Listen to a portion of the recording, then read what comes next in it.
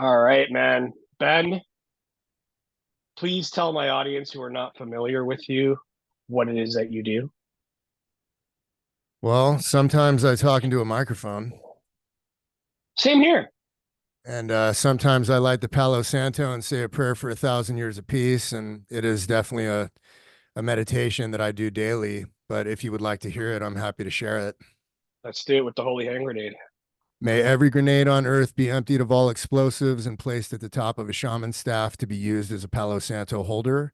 So every day, a crazy fucking shaman can light that Palo Santo, breathe in that sacred smoke, and say a prayer for 1,000 years of peace. I love it. That is what I do. That's amazing, dude. So I only heard one episode of yours and it was just everything was like, yep, yep, yep, yep, yep, yep, resonation, resonation, resonation. What how long ago, man, did you fucking kind of, wake up, so to speak? So I had to bury it because after the 1995 Super Bowl, Chargers played the 49ers. I was at home with my parents. I watched the game with my folks. A buddy came to pick me up. I had a bad feeling about getting in the car. It was a two-door Geo Metro. I was 17 at the time. We were going to head over to his dad's house. His dad was out of town. He had a couple girls with them. And so I hopped in the back seat. We were only going about a mile and a half down the road. It was a 25-mile-an-hour street that met a 45-mile-an-hour street with a stop sign, and bro did not stop. We got T-boned by a Volvo doing about 50 up the hill, and the entire left side of my face got caved in.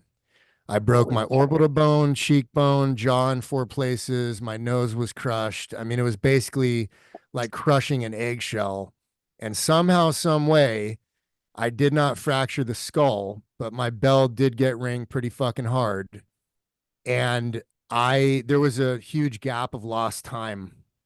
And the next thing I know, some time had passed and I didn't know what had happened. And I was on a stretcher on the sidewalk looking up at five paramedics that were treating me for a neck injury. So I had the collar on and they had Velcroed me to the stretcher and they put me on the gurney.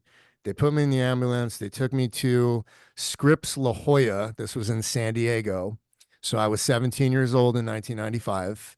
This was January, right after the Super Bowl, and I had an extensive reconstructive and maxillofacial surgery to rebuild the left side of my face.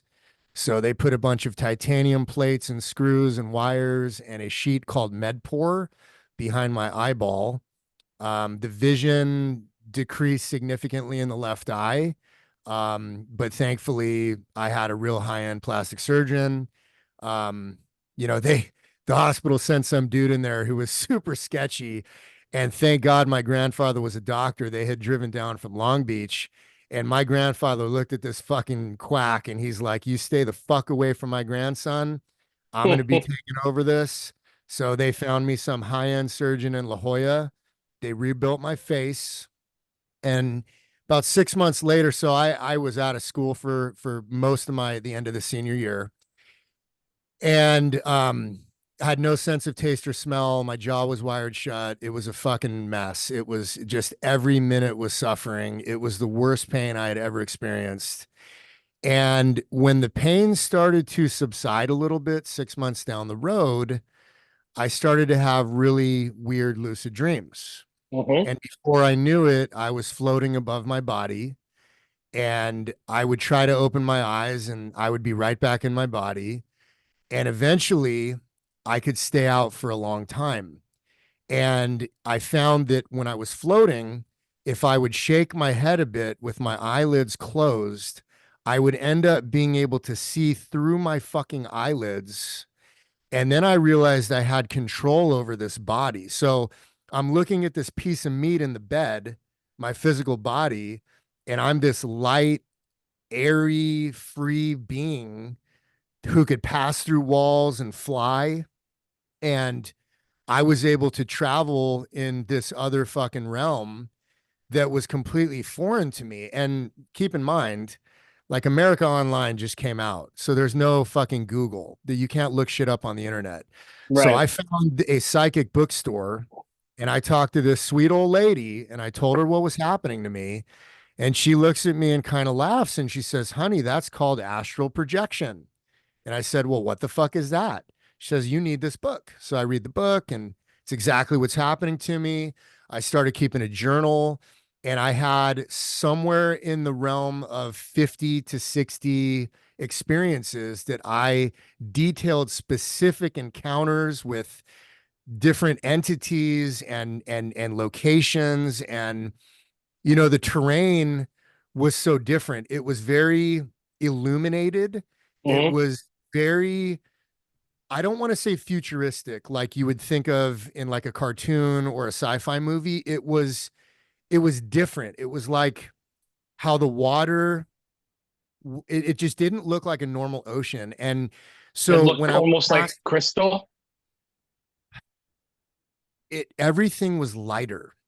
Okay. And the home, like the structures were different. They didn't, everything was round. It wasn't, there weren't straight lines. There weren't normal homes. I saw residences built into hillsides that, I mean, it was so strange. And I got to a point where I could fly really fast and I had pretty good control over my flight.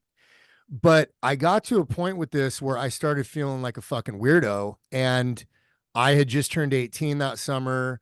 I just wanted to be normal. I wanted to go to baseball games at Jack Murphy Stadium and watch the Padres. I wanted to go to Charger games. I wanted to drink beer and be fucking normal, go surf. You Like suppress it.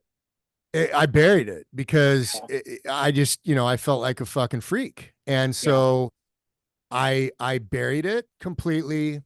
I focused on bodybuilding and surfing. I got a job at the gym. I climbed the corporate ladder at a big fitness company.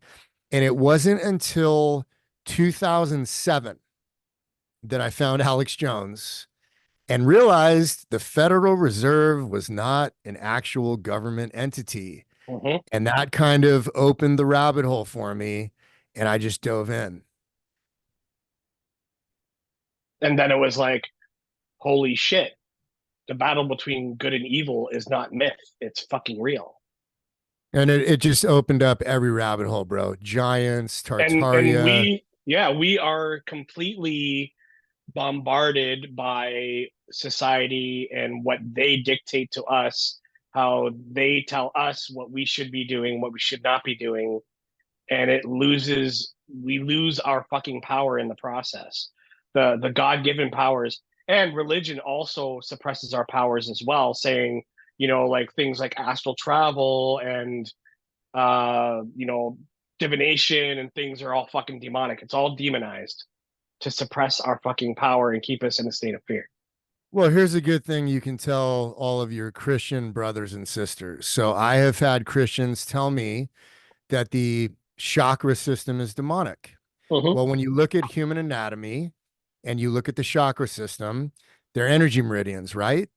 Well, when you look at human anatomy, you have a nerve bundle at the root, you have a nerve bundle in the solar plexus, you have a nerve bundle in the heart and the sacrum and the throat, the pituitary pineal gland area, and also the crown, which is where the cow's lick is. It's a spiral, just like DNA is a spiral. The Fibonacci sequence is a spiral. Everything in nature is a spiral. And so are we. That's all So creation. it is. And when I say this to Christians, they don't know what to say. I said, well, is anatomy demonic? Because you have an electromagnetic energy center in exactly the same location as the Eastern concept of the chakra system. Hallelujah, right? Well, we are bioelectrical beings that emanate an electromagnetic frequency from the heart center that extends 6 feet out in every direction, which is part of the reason they wanted you to stay 6 feet away from people during the Exactly. big flu scare, because God forbid you enter someone else's energetic field and strike up a conversation about how fucking crazy the whole thing was. So Exactly. the only thing they have is fear. That's all they have. It's their main weapon. And what are the steps do you think you can take to conquer that fear? There's a lot of consciousness raising involved, um, and kind of researching as well. And researching will help raise your consciousness. But it's all mind, body, and spirit. Everything is a balance, right? This is a balancing act when you come onto this earth, which is actually you rearrange the letters of earth. It spells heart, right? It's the heart of creation, and we are extensions of it. So holistic wellness and holistic living is the way. It is the way. So you are the custodian of this physical vehicle. And when you maximize its capability physically, mentally, spiritually, emotionally, financially, then you are free to be a creator in this simulation, in this game, in this ride, in this experience, whatever you want to call it. Our thoughts have energy, and no one proved it better than Masaru Emoto and the hidden messages in water. He took double distilled water and then he put it in glass jars and printed words on the jars. And then he used a dark field microscope to take photographs of the water at the freezing point. And every single different word produced a different geometric fractal pattern, like a snowflake at the freezing point. So, water, distilled water specifically, which is pure H2O, that's like rain because evaporation is evapotranspiration, right? A transportation. And then rain is distilled water, removing the chemtrails and the barium foglet nanotechnology and all the fucking shit that's up there. But pure rain is distilled water and it holds consciousness. Now, just like something like love or peace or dolphin or Beethoven would create a beautiful fractal pattern, something like I hate you, I want to kill you produces a disgusting blob that is just ugly and morphed into something that looks horrible. So we are a reflection of our thoughts, our words, our emotions, and our beliefs. And we can program ourselves with self talk, with journaling, the way we speak, and the way we think. And when you look at the way we think, Bruce Lipton in Biology of Belief talks about the fact that the average human being has 60,000 thoughts per day, autonomous thoughts per day, and 80% of those thoughts are negative and self deprecating. So it seems that at some point in our history, maybe when the Anunnaki engineered us to mine gold for them, they created an autonomous inner critic to control us without their effort. And when you step back from the autonomous thinker and you realize that this thing is just going to run wild, it's going to think the thoughts automatically the same way that the heart will beat, the lungs will breathe, the eyes will blink, the food will digest, the Autopilot. fingernails will grow. It's all by itself. So you are not your thoughts.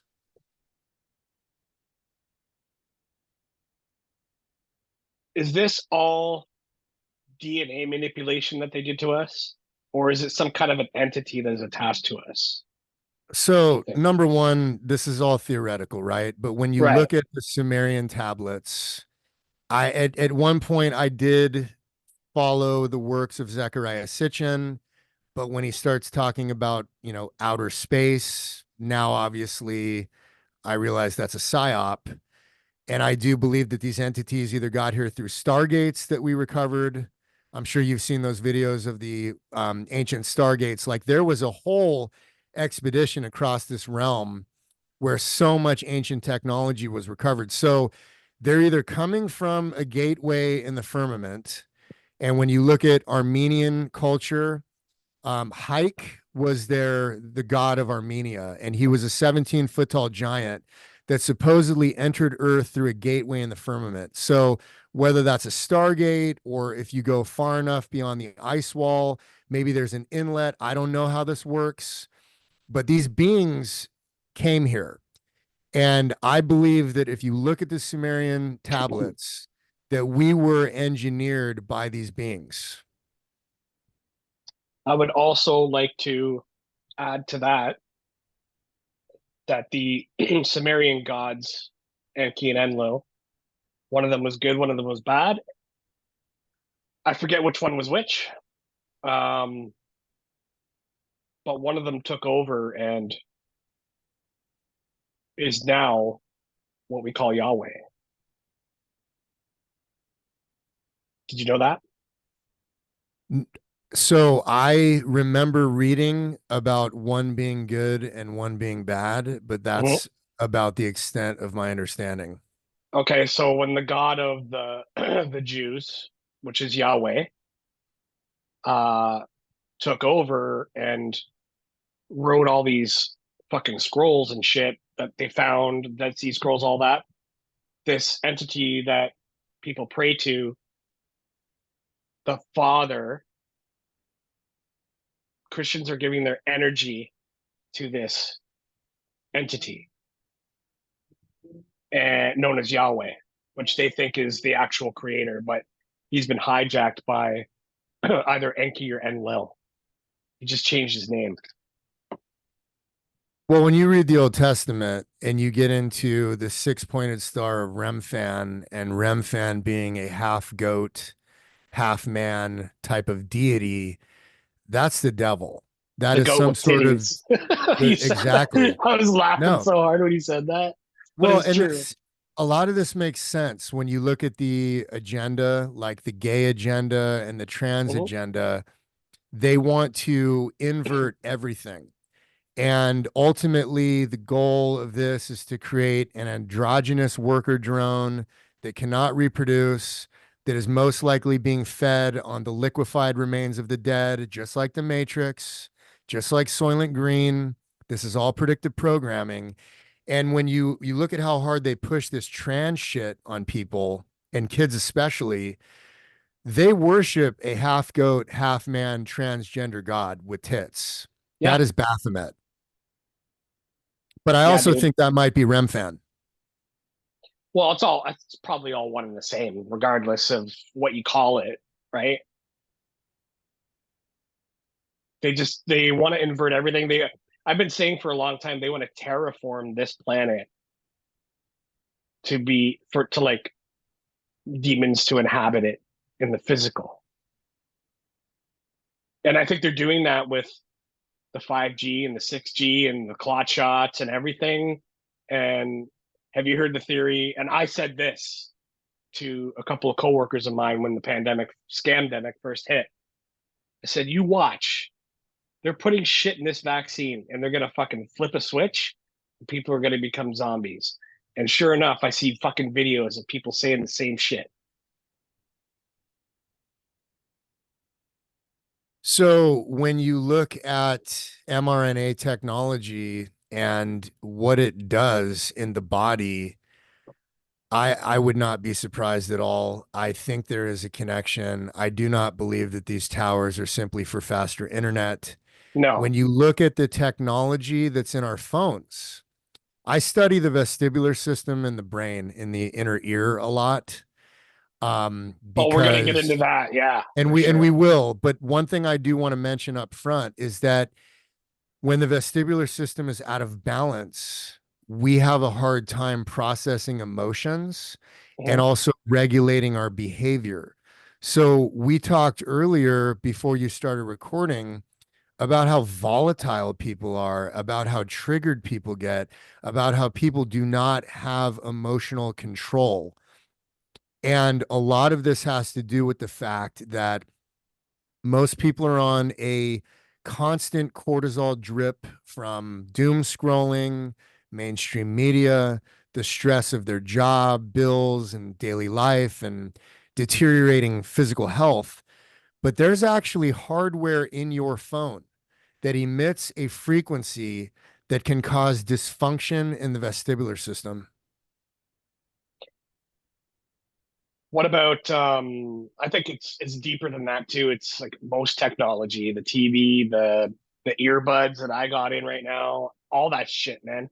It's all these fucking frequencies that are just bombarding your system. Well, Bluetooth has the capacity to pick up thought energy. So that's a new patented technology that's going to be incorporated into the next generation of Bluetooth, where they want to know everything you're thinking. So, and you've experienced this too. You're thinking about, you're not saying a word, your phone is in proximity. You're thinking about red light therapy, right? I have one of my bulbs back here. LED red light therapy. You're thinking about it. What's the next fucking ad you see on Instagram? Red light therapy 100%. happens all the time. Dude, this goes back even before this, okay? I experienced this several times and I've spoken to other people about it and they said it happens to them too. I would just have my iTunes, okay, even before internet, I would have a 5 disc CD changer and I'd have 5 discs in there and I'd put them all on shuffle. So one song would switch a disc, one song would switch a disc at random, one song would switch a disc at random. I would think, oh, I want to hear this song right now. Next song that comes up, the fucking song that I thought of. iTunes comes out, internet, all that shit. I'd have hundreds of thousands of fucking songs on my playlist on random, and I would think, I want to hear this song right now.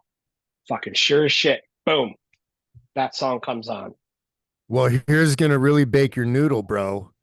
What if you created it? What if it wasn't reading your thoughts, but what I if had your thought, thought energy was manipulating the technology? I think I this works I had both thought that as ways. well. Yeah, it works both ways. I think that as well.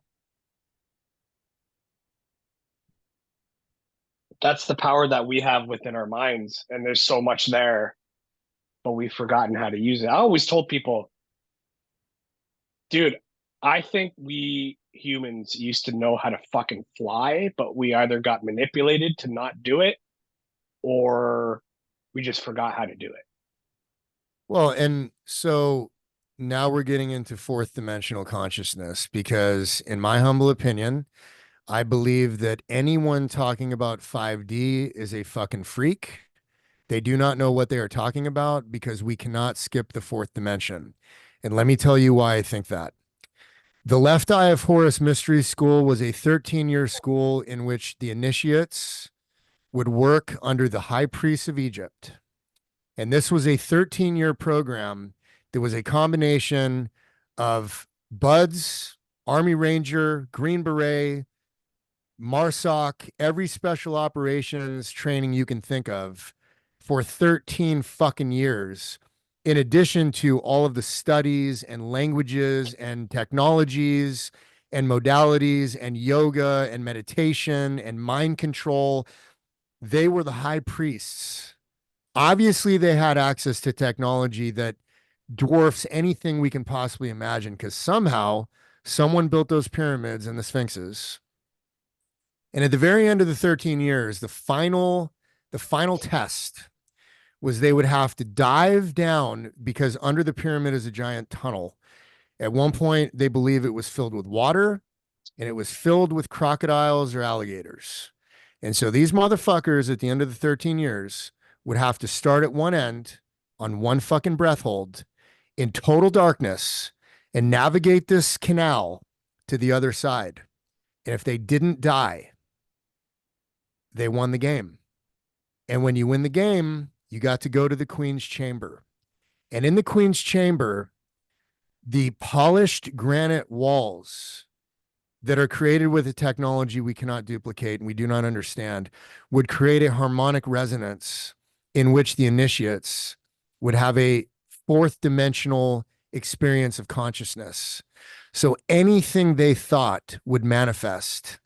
And that is why it is so important to control the thinking, because in the current state we are in, if you could manifest anything you thought of, you might manifest some good stuff, but more often than not, it would be a clusterfuck of horrible shit Right. because that's where most of us are psychically.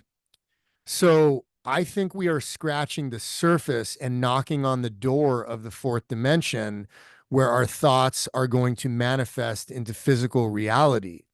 And I believe that as we go down this road further, the time delay between the thought and the manifestation is shrinking. And this could be something as simple as driving into the Costco parking lot on a Saturday at 11 in the morning, and it is jam packed with people freaking out about parking and stressing out and honking their horn. And you maintain this calm and you just focus on there being a parking spot, and you pull up to the front row, someone backs out in front of you, you drive right in. That is a small glimpse of what I believe we're capable of. Dude, it's funny that you mentioned that because that's where I work. That's so funny, man. And dude, I see chaos every day when I go there. And I try my best not to let it bother me. Sometimes it'll get the better of me, but then I just got to take a deep breath and go, you got this, right? Because it's not really affecting me personally, because I see people fighting over parking spots. I see people punching each other in the face over something stupid. I see people dropping down of they just faint or they go unconscious and an ambulance comes. Like it's pure chaos there. It feels like I'm in a zombie movie every day because all these people seem like they're just consuming zombie, zombie, zombie, zombie, zombie. Right. And I joke with the girl at the door every day. I was like, how many zombies we got at the door today? You know, because they keep count, right? And it's insane, man. But I go there every day with a smile on my face, and I try to just take it as it comes, man.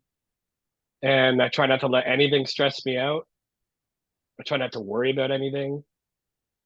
Um, and a lot of people, I just see people freaking out and worrying, and it's sad. It's fucking sad.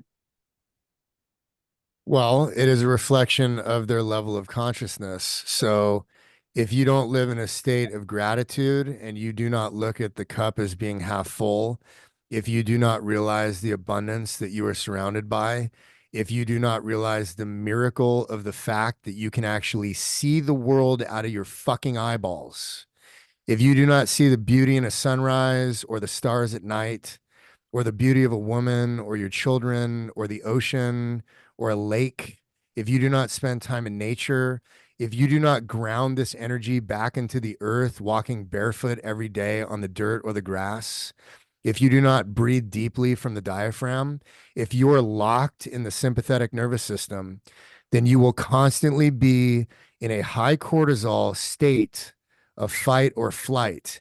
Now, most people don't have the high enough testosterone levels to fight. So it's usually flight.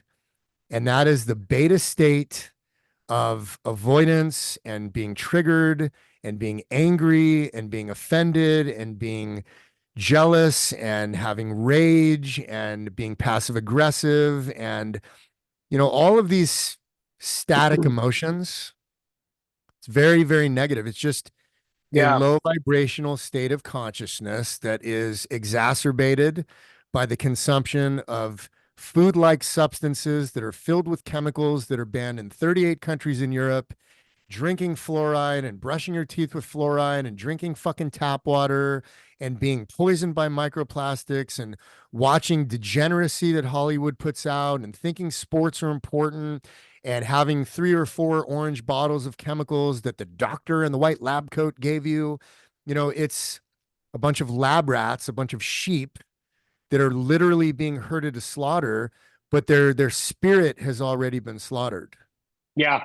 And I think a lot of the younger generation too, like the newer generation, is worse off when it comes to, the feelings being hurt and being offended by everything. And there's a few diamonds in the rough. I'll give them that I've experienced, but I do believe the younger generation, because I think the poisoning is getting worse and worse.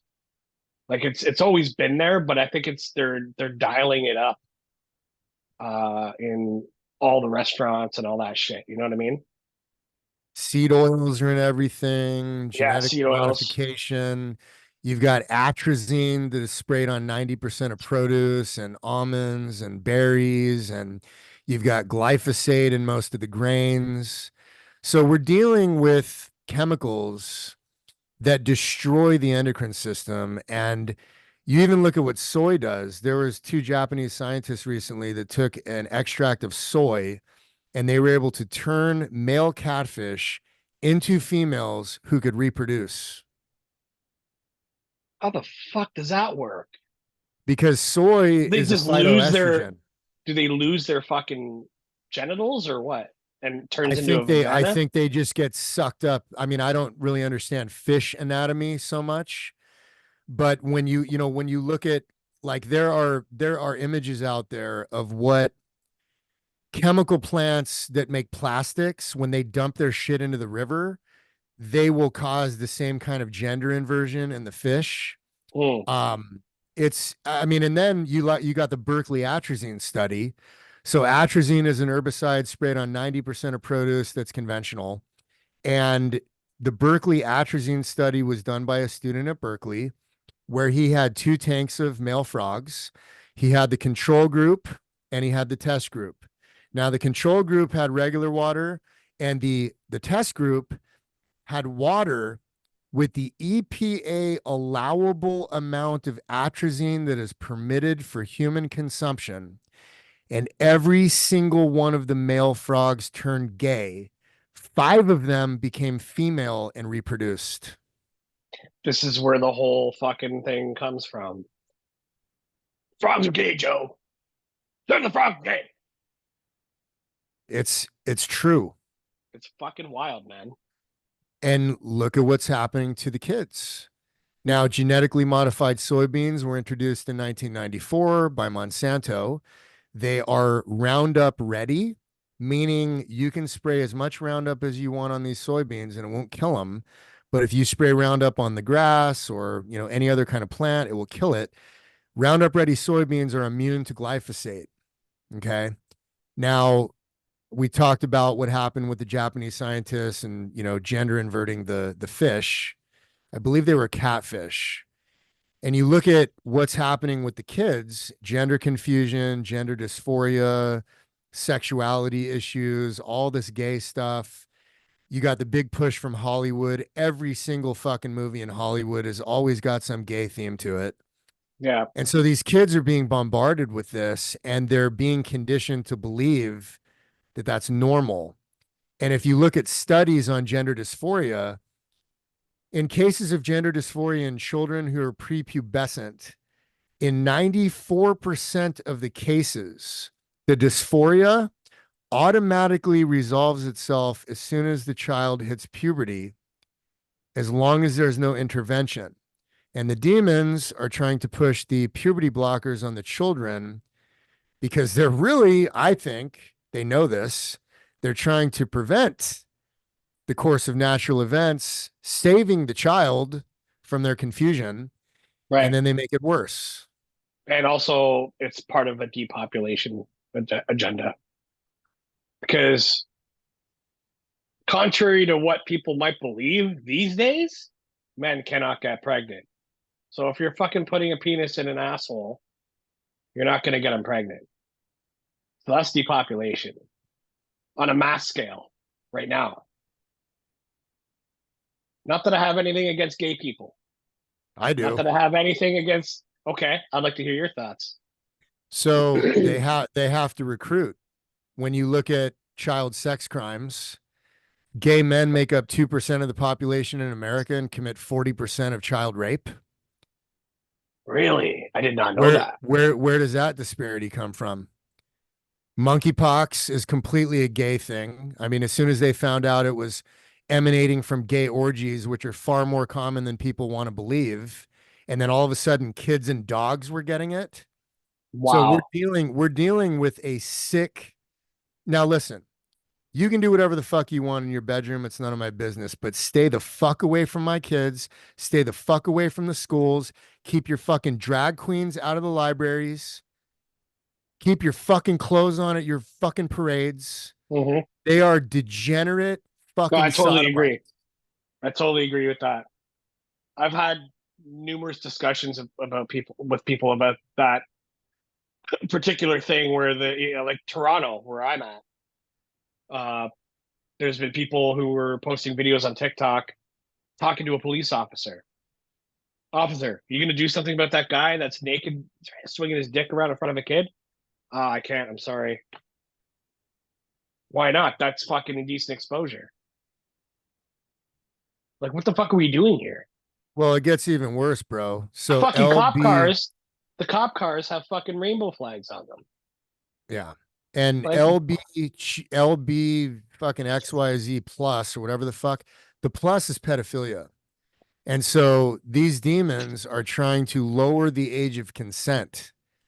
There was a bill that was passed in California called SB 145. And SB 145, if there is a gay man who is 22 years old and he has sex with a 12-year-old boy, he does not have to register as a sex offender. wow. So they are grooming the fuck out of these kids because that's how they recruit.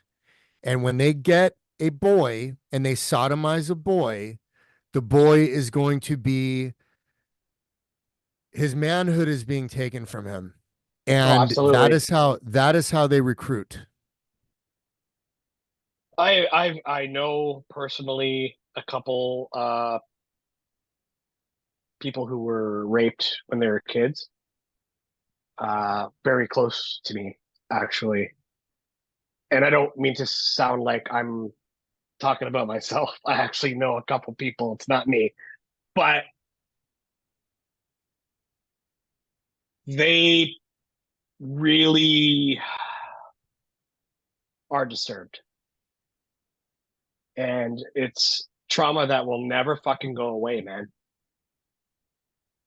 So So there's a spiritual component to that because the kundalini is in the sacrum.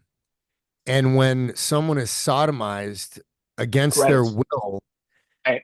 the the the transgressor is stealing that kundalini energy from the child and is causing a dysfunction in the entire energetic system of the being.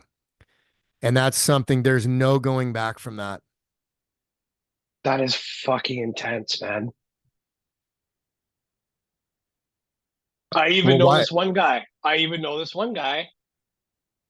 Uh, I met him through podcasting. I never had him on my show or anything, but he always reaches out to me every now and then saying he's super grateful for me talking with him whenever he wants a word, right? Like I'll just sit and chat with him for a bit. And he recently told me that he was raped by his father when he was a kid, 8 or 9 years old. And I was like, holy shit. You didn't have to tell me that, but he's like, no, I wanted to tell you that because I know that you wouldn't judge me and this and that. I'm like, of course I'm not going to judge you for it, right? It was him. But he told me that he'd forgiven his father for it. And his father told him, I don't know what came over me, That's but I supposed to thank you. fucking make it okay. That's what I'm saying. Like, I'm like, dude, I guess the power of forgiveness is strong, but I guess you could say you forgive somebody, but does that really make it go away? No. And until we have actual punishments for the demons with hemp rope and guillotines in Minecraft, of course, with a fair trial, of course, with a fair trial, but I'm serious. The Like, creepers, right? The creepers that look if like green dicks. If you had actual punishments that instilled fear in that community, they would not fuck around because they would find out real quick. Oh, for sure. Like you could just keep the wood chippers on all night, 24/7. It's a constant reminder, right? Yeah, that'd be a good flag. Right? No sodomizing, no sodomy zone, you know? Well, I mean, look at Sodom and Gomorrah, dude. I mean, when the angels went in and all the faggots tried to go and fuck the angels, and the father of the home was trying to offer up his daughters to these individuals, and one of the angels created this blinding light and they were able to escape, Right. which makes me think that the angels were probably in human form. So I don't really understand all of that and I have theories, but I mean, there's going to be some cities that fall into the ocean, bro. Like, I think Mother Nature's just had about enough of this Whoa. shit. And, Yeah. we're going to see some pretty crazy stuff. I think the day of reckoning is approaching. And, I used to be like really black pilled and really negative and having a very bleak outlook on things. But I think that this shit show has become so ridiculous across the entire spectrum that to me, yes, it's horrible, but it's more like comic absurdity because we're living in a sort of a version of like They Live, The Truman Show, The Matrix, and Idiocracy all rolled into one. Absolutely. Absolutely. And for me,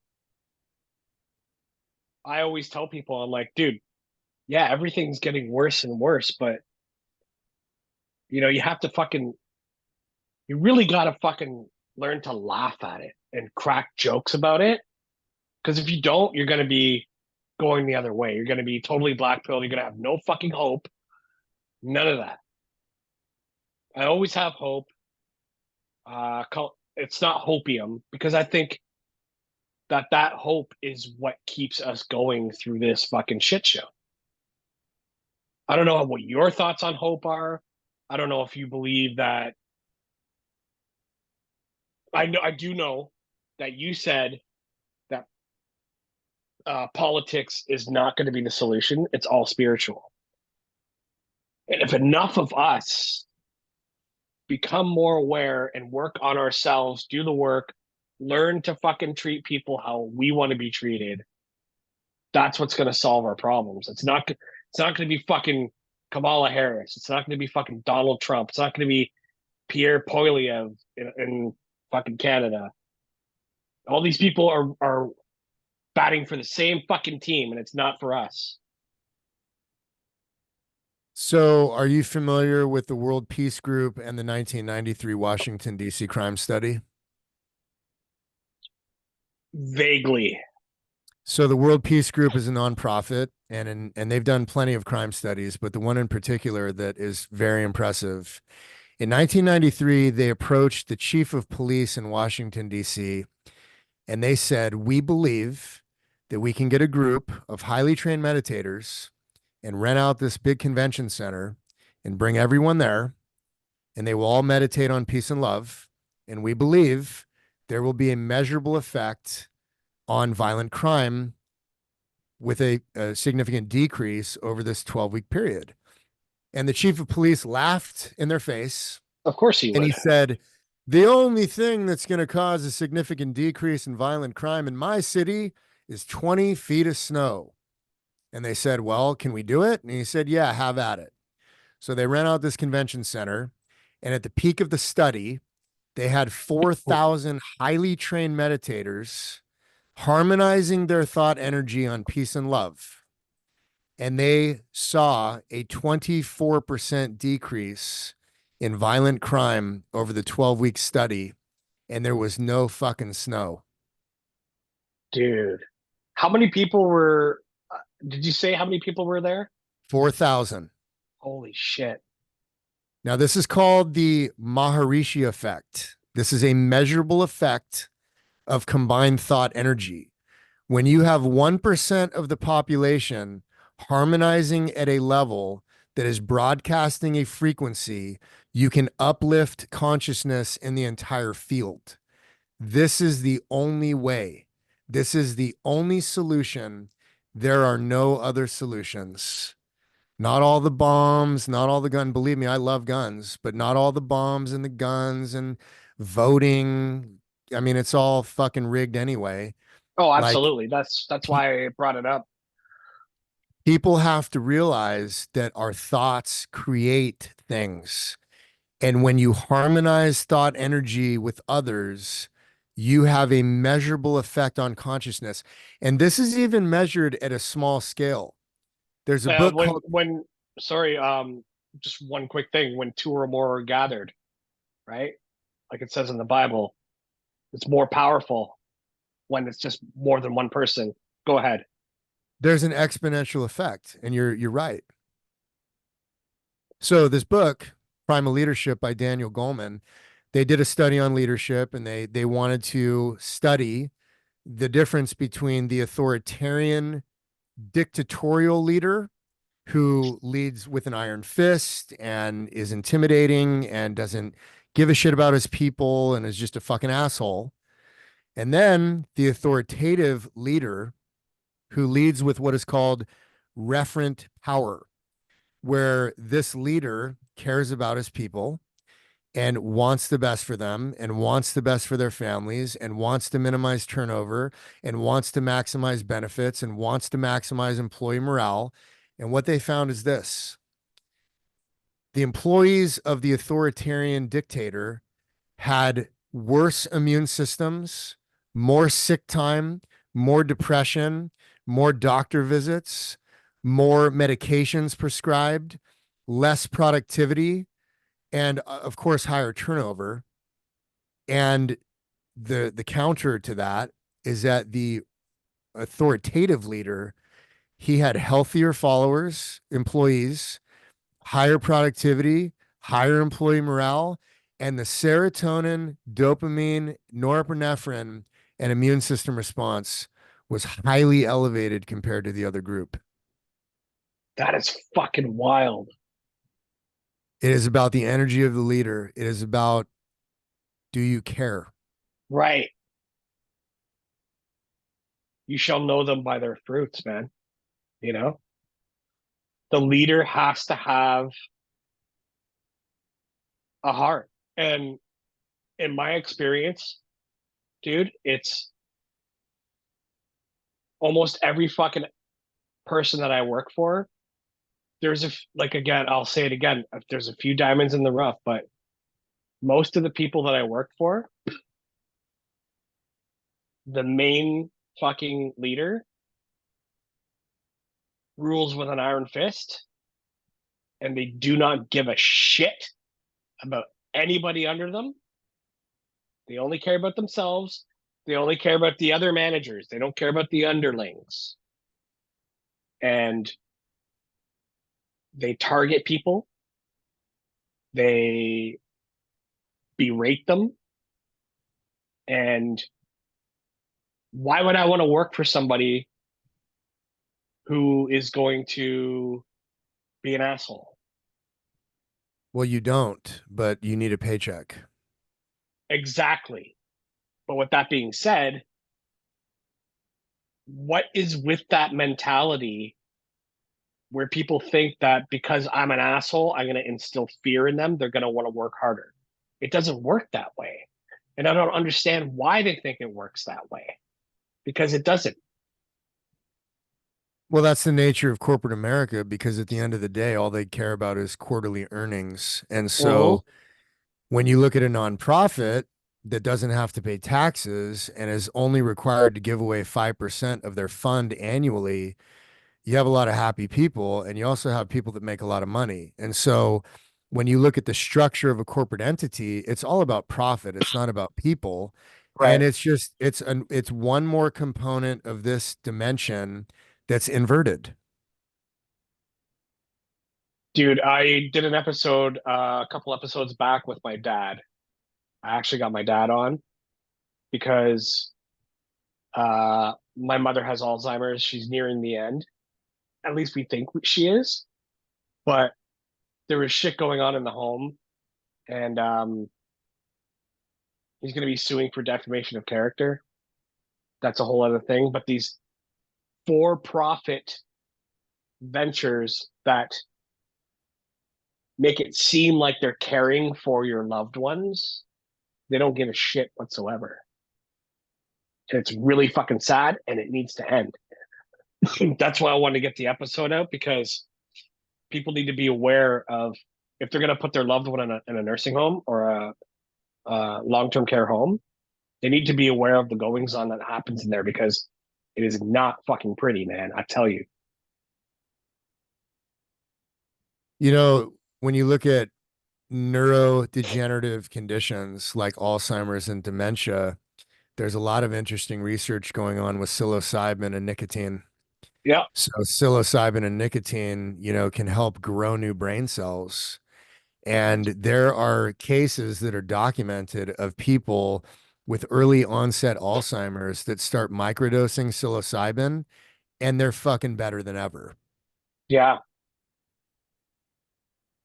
I was thinking maybe give my mom a fucking pile of mushrooms. You Probably never want to know. start, probably want to start small. Microdosing. I know. I'm just fucking Third, around. no But more yeah. than a third of a gram. Here, eat this fucking 7 gram bag here. You're gonna be Yeah. fine. No, let's not do that. Not today. Let's maybe start with a point 0.1, point 0.2, point 0.3, take it easy. And even now, even without early onset, start microdosing. Lion's mane, especially, I think. There's so many fucking benefits, man. Yeah, Have Paul you have, are, Stamets is have you you're experimented with that at all, like microdosing at all? yeah, man. I mean, it's kind of a daily Flintstone vitamin for me over here, bro. So, Nice. um, and I like a lot of different varieties, but golden teachers are my favorite.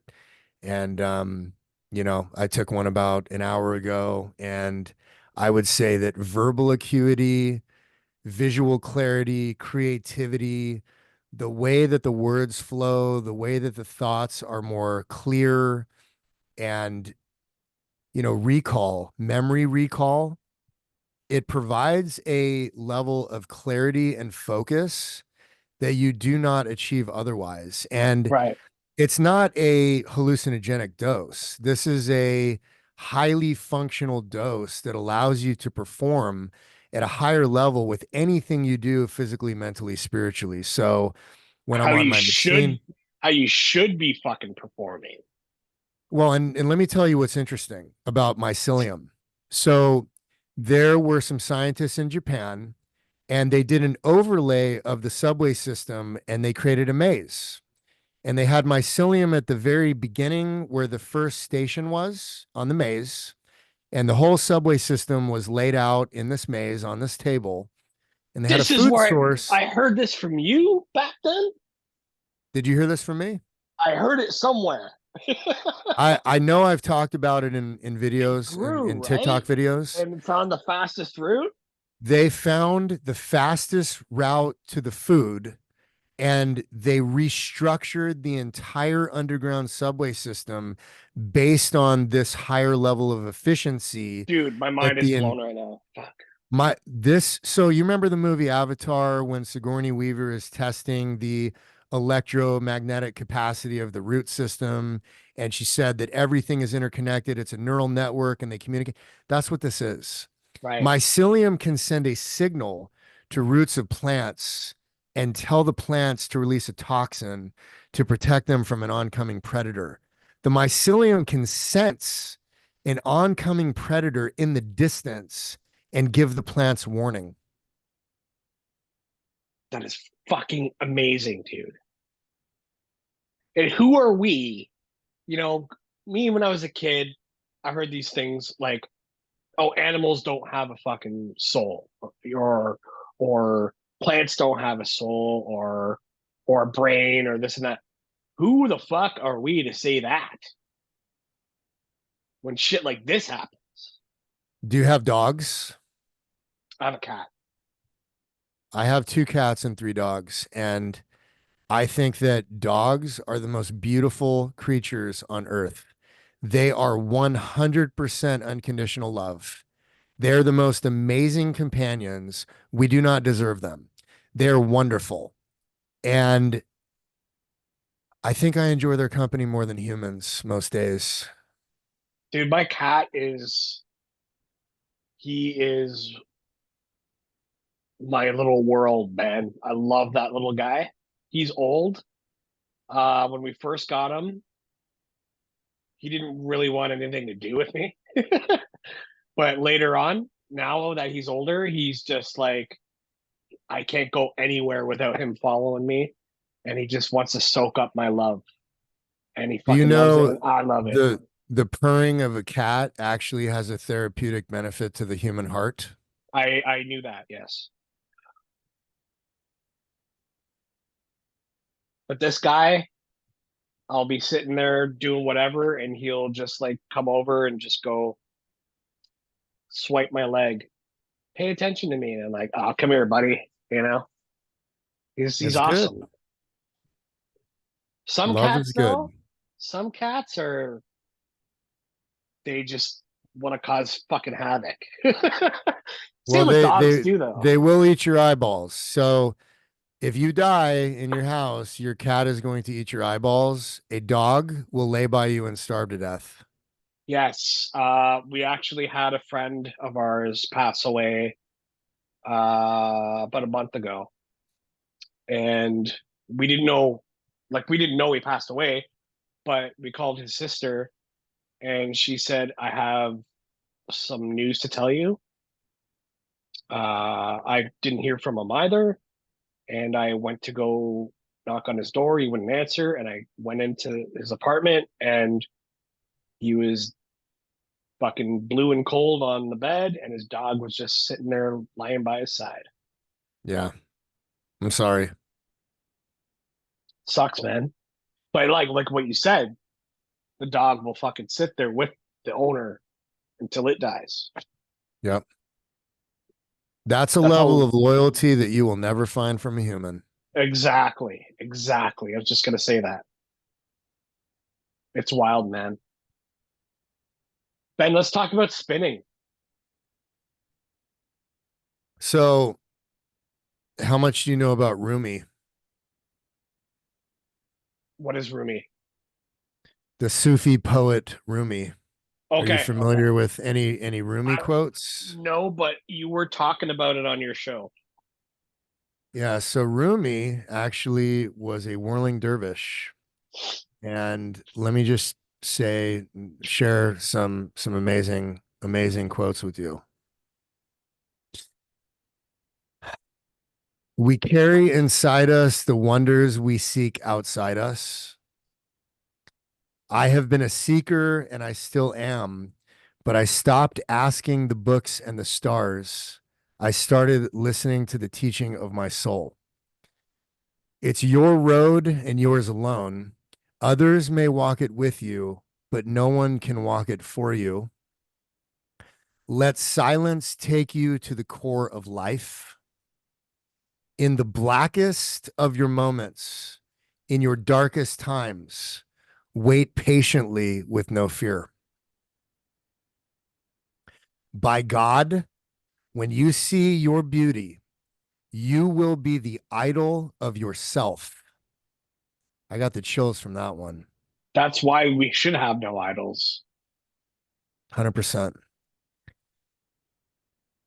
The whole universe is contained within a single human being, you.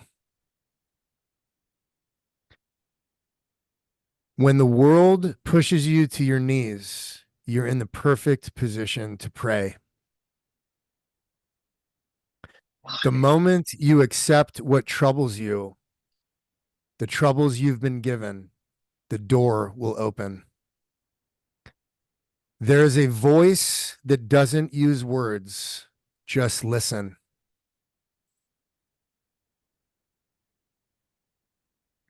I am not this hair. I am not this skin. I am the soul that lives within. If I love myself, I can love you. If I can love you, I can love myself. I like that your eyes are closed because this one is for you. Close your eyes, fall in love, and stay there. And I'll finish with this one. What you seek is seeking you. Now, you might wonder, where did Rumi get these quotes? Do you want to guess? I'm gonna guess from himself. From spinning. Okay.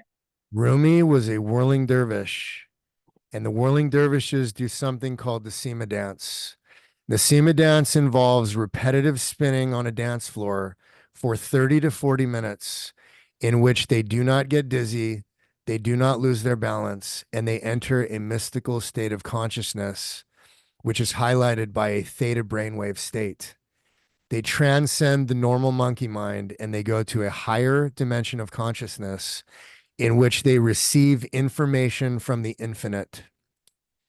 Now, this has to do with the vestibular system in the ear. The vestibular system is responsible for balance, coordination, spatial awareness, information processing, and most importantly, emotional control and behavior. Now, why do little kids spin around until they fall down, laughing hysterically, in joy and ecstasy? Because I believe it is human nature to want to alter consciousness. And I also believe that the child is learning how to process their physical reality. And by spinning, they're allowed to process more information as the brain is growing, as the inner ear canal is growing, and all of the different components of the inner ear that are related to balance and coordination and hand-eye coordination and stability and all of these things, but it has to do with behavior and emotional control and information processing. The And it's vestibular changing. system, It's like a natural way of changing our consciousness, elevating it. 100%, It's 100%. because everybody, well, not, I wouldn't say everybody, but a lot of people chase to escape reality because they can't handle what reality actually is. So they try to take drugs or alcohol or whatever to alter their consciousness. And spitting, boom, you're changing your consciousness and you're kind of getting a little high from it because it's different. It's different when you spin. You're Uh, like changing, you're altering your consciousness. You're like, yee, you're laughing, you're having fun, right? It's just a natural way to do it. But Now, let's and dig deeper.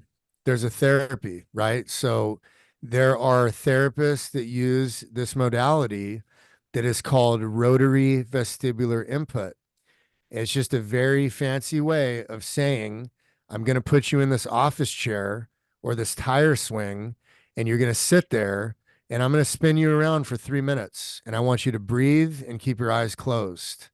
And what they find is with kids and adults with ADD, ADHD, autism, and balance disorders or mood disorders, what they find is significantly higher levels of concentration, lower blood pressure, lower resting heart rate, and more ability to focus and concentrate, where typically the individual with ADHD would not be able to pay attention for more than 30 seconds.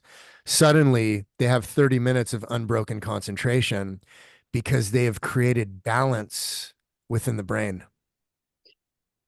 It's funny that you say that because we are so scared of spinning around so fucking much that we're going to get dizzy. But I think if we spin around at a certain speed, we get it goes so fast and we are no longer dizzy, right? Is that how it works? So it has to do with being in the center of the axis of rotation. So if you're on a merry-go-round or a gravitron machine at the state Yeah. fair, you're so far outside the axis of rotation that you're going to experience centrifugal force, which can cause dizziness and nausea. Now, when you're within the axis of rotation and you're centered and you spin, whether you're upright or inverted, like the machine that I invented, it's a completely different experience where you have the sensation that everything is moving around you, but you are remaining completely still.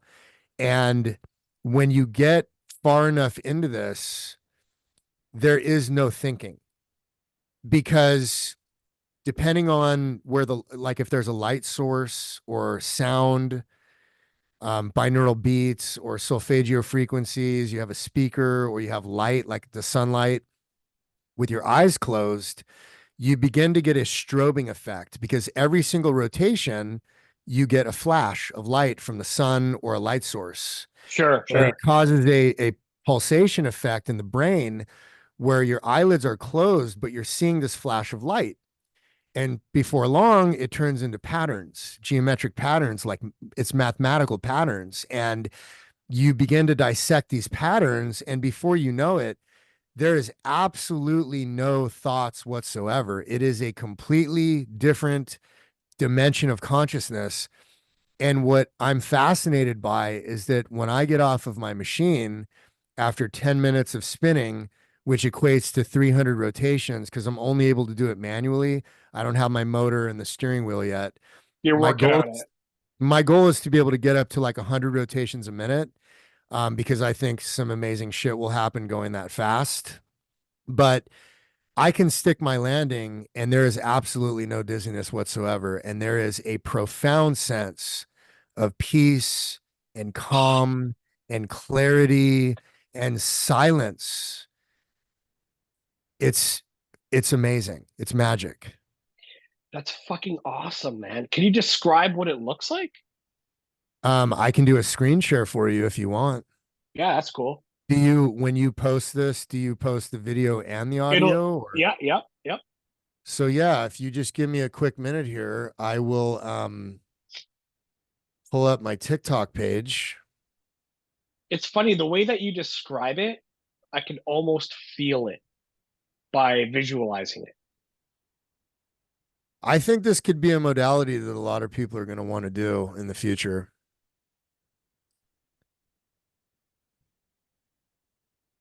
Just give me a quick minute here to pull Are you this up. familiar with the term Merkaba?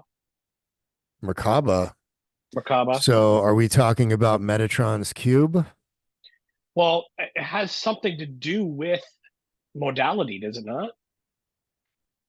So, I have I was scratched kind the of surface of I was that. kind of like relating it to what you're talking about here. So, there is a light body. This has to do with the chakra system, and it has Right. to do with Metatron's cube, which is like everything in creation emanates from the shape. And supposedly, like, this is getting way out there. But supposedly, when this is fully activated, we can ascend. Yes. Which is how was it Enoch? Was it Enoch that ascended to quote unquote heaven? He transfigurated his body and went to heaven without dying. That's what Obi-Wan Kenobi did in Return of the Jedi. God damn. Remember? If you strike me down, I will become more powerful than you can imagine. Right. And he held up his lightsaber. He let Darth Vader hit him in the midsection with his lightsaber. And Darth Vader was stepping on his robe because he was gone. He had ascended. Fucking So amazing. are you ready for the screen share? Yes, sir. Okay, so let me just make sure I'm muted here, and then I will share. Oh, it says host disabled participant screen Oh sharing. wait, So hold on. Hold on. maybe I don't know if you edit that part out or not. I don't want to mess up your podcast here. That's okay. Um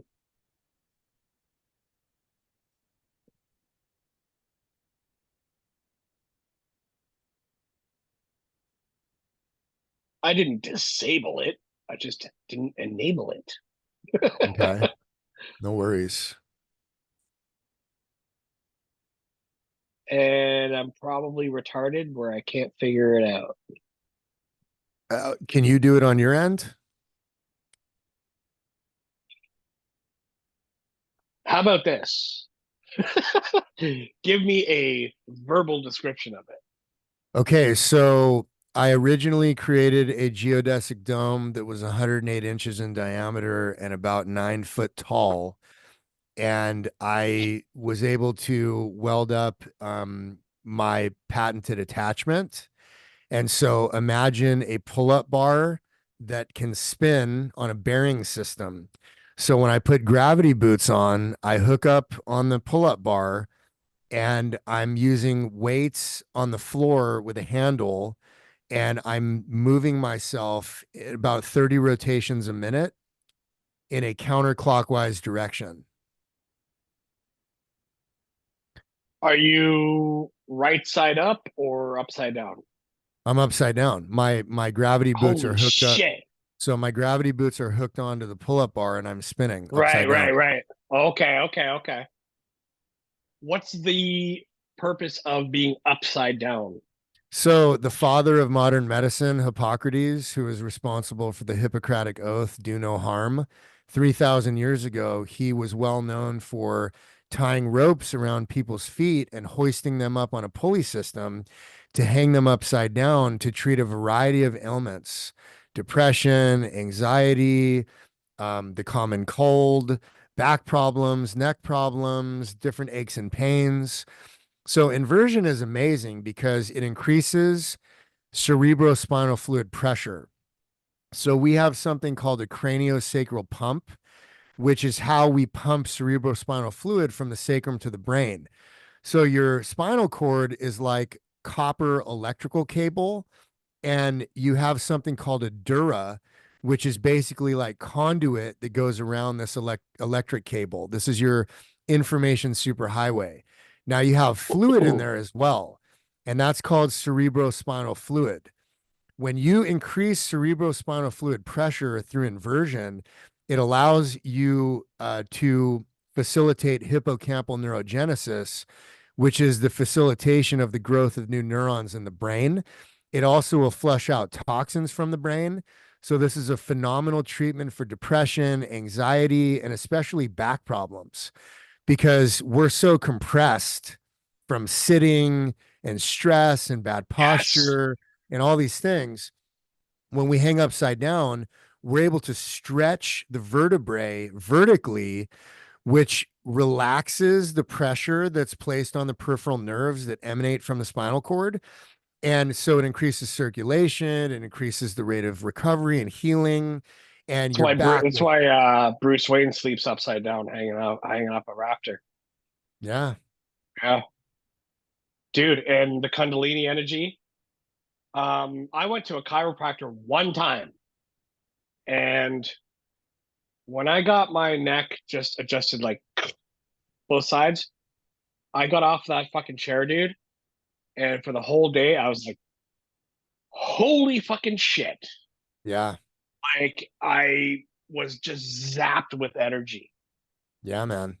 It was crazy, man. Well, imagine if you have an extension cord or an Ethernet cable and you slam it in a fucking door and you crimp the cable. Right. Same thing. Same fucking thing. We're crimping all the time. Well, And once especially we, with looking down, we're looking yeah, down. A yeah, lot of people are, they're that's getting a another hump. fucking thing. That's another thing that they like to do Well, and is that make keeps us you in look the down. sympathetic nervous system because it's going to impede your breathing. It's going to prevent diaphragmatic breathing. So somebody's going to be a shallow chest breather. They're going to be starved for oxygen. They're going to Yep, have more anxiety. They're going to have more rapid thinking. They're going to have higher cortisol. They're going to have improper sleep. They're not going to feel good. It's a whole, everything is interconnected. absolutely. Um, are you you're working on your system? Are you going to, is this something that's never been invented before? So the attorneys that did the patent search have discovered that there is nothing like this anywhere on Earth. Okay. Okay. That's all I need to know. Do you have any idea when it's all said and done? You probably don't. Maybe you do. How much it would cost, how much you would sell it Yes. for. And here's what happened. I spent 3 fucking years trying to figure out how to manufacture geodesic domes out of steel EMT, 3/4 inch steel EMT, which is essentially electrical conduit. And it is so complex to make a geodesic dome because and you'll see on my TikTok page what this dome looks like. every strut is a different length and it has to be cut and pressed and punched perfectly for it all to fit together. And assembling this, it was like a 4 hour ordeal. So it's not, it would never be something that somebody would want to buy and put together. It would be a nightmare.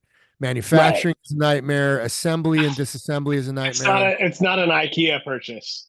No, absolutely not. So, and I'm a gym rat, and I was in the gym one day and I was looking at the squat rack and I was like, you know what? Why don't I just make a big fucking squat rack and have this be simple? So it's made out of steel. It's similar to a squat rack. It's got, 20 bolts and nuts and washers, and I can assemble it and disassemble it. I can take it to demos at gyms and yoga studios and retreats and all this stuff, and I can sell it. So I think at the end of the day, including freight, because it's going to cost me probably $250 to ship this thing, probably going to Mm, be in the neighborhood of between 32 and $3,500. wow. But if this is your fucking project, and this is, unless you start, have a fucking factory that'll make them, it'll be a different story. But you personally making them and shipping them Yeah. out yourself is going to And my be cost, a little my bit cost of pricey. materials, my cost of materials Sure, is sure, yeah. easily 1,500, easily. Mhm. So I figure, I'm not trying to be greedy here, but with how much effort has gone into this, I feel like the price is easily justified. And then once people start getting into it and word of mouth, internet, everything, you can build upon that, right? 100%. And Rome wasn't built in a day, brother. So 100%. I'm so fucking like stoked for you. This is amazing. I appreciate it. So I love the modality. It's something I do every day. The psychedelic component is something that takes us to a whole other level. And, once my retail model is done, because I'm having to scale it down a little bit just based on weight, this Mhm. is something I'll be able to travel with. And I am going to take it up to this spot I know up in the mountains with my side by side and set it up by a lake and eat a big fucking bag of mushrooms. And I'm going to put these gravity boots on and I am going to Dude, drop into a fucking Stargate. dude, dude, you're gonna fucking teleport somewhere, and we're never gonna know where the fuck you went. Oh, I'll come back, bro. I'll come back with some knowledge, hopefully.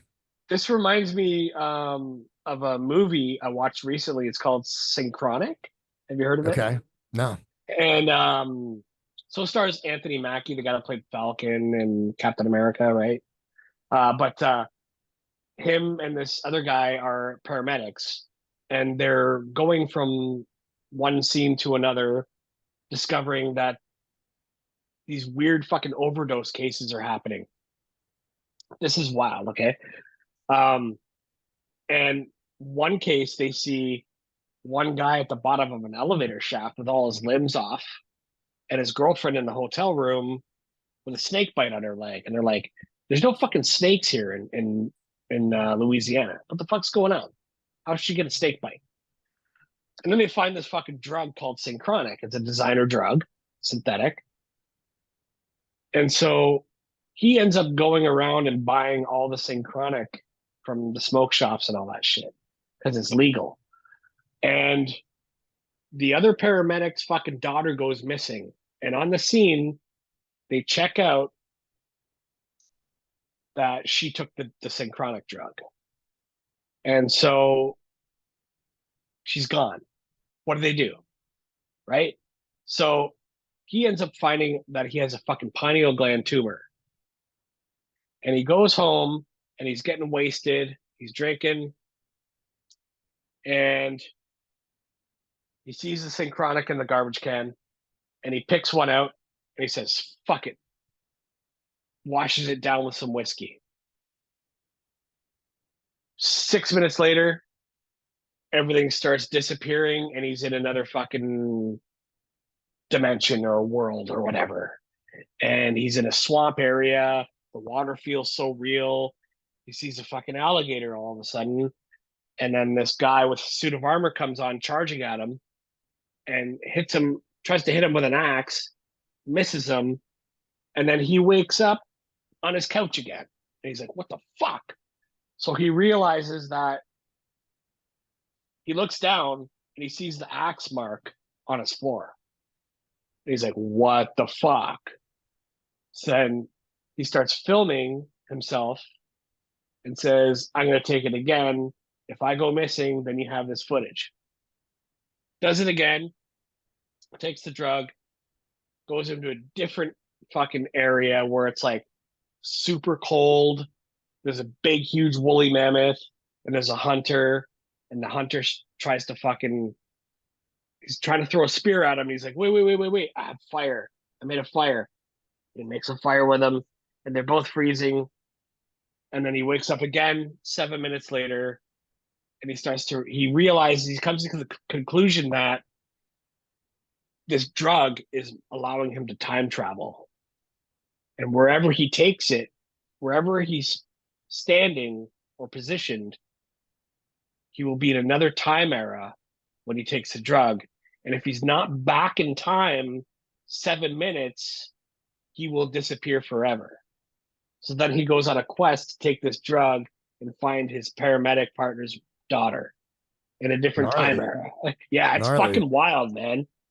And he has a run in with the guy who designed the drug, and he said it's the pineal gland. The pineal gland will take you there, right? And it will make you hop timelines. And if you're not there back in time in the same spot where you took the drug, you're gonna disappear forever. It's a fucking wild movie, man. Well, you reminded me of a story. So I have this buddy who goes really, really big with mushrooms, and he did a 10-gram trip one time, and he started at 8:30 p.m. Okay. And he said that he was on this journey for what felt like 4 or 5, 6 hours, maybe. Right. And I mean, he told me the whole story of the journey and everything that kind of went on. But here's where it's crazy. Suddenly, it was 8:30 the same fucking day when he was done. What? Yeah, bro. Yeah. No fucking way, And dude. and he had a buddy with him who confirms the story. It was 8:30 the same fucking day. How much did he take? 10 grams. 10 grams. And so when he came off of it, It was still 8:30, bro. dude, that's too much. Yeah, I mean, nothing like that has ever happened to me, but Have you tried you know, DMT? no. They say it's like a fucking 12-minute fucking trip to eternity. Yeah, Like you I take it, don't you feel know. like you've experienced eternity, but it So was I only don't 12 know minutes. too much about that, right? It sounds like it has to be manufactured somehow. I don't want to talk out my ass. I don't know enough about it, but I would be down for peyote. I would be down for the toad. I like things that are unadulterated. So like natural form, grow out of the ground, come from an animal, like something like that. A cactus. I Ayahuasca. feel like, well, you know, I would be interested in it, but here's my thing is that when I go big on psilocybin, I am with one of my dogs in the mountains in the middle of nowhere. I can't be around people. That's just how I Right. respond to that stuff. And I do not like the idea at all of going to Peru and being in some fucking, Shamanic retreat. some room with like 20 fucking strangers on this Yeah, shit, yeah. Where they're all shitting like, and puking. And no, I can't. I yeah, just can't. yeah. And that, whatever. Everybody's different. Like I I like the I like the solo trips a lot. Now with microdosing, like I can eat a gram and be social. But if I do like 2, 3, 4, 5, 6 grams, I've got to be by myself in the mountains. Sure, sure. It's like dropping acid. Have you ever done that? Long time ago, I don't fuck with chemicals anymore though.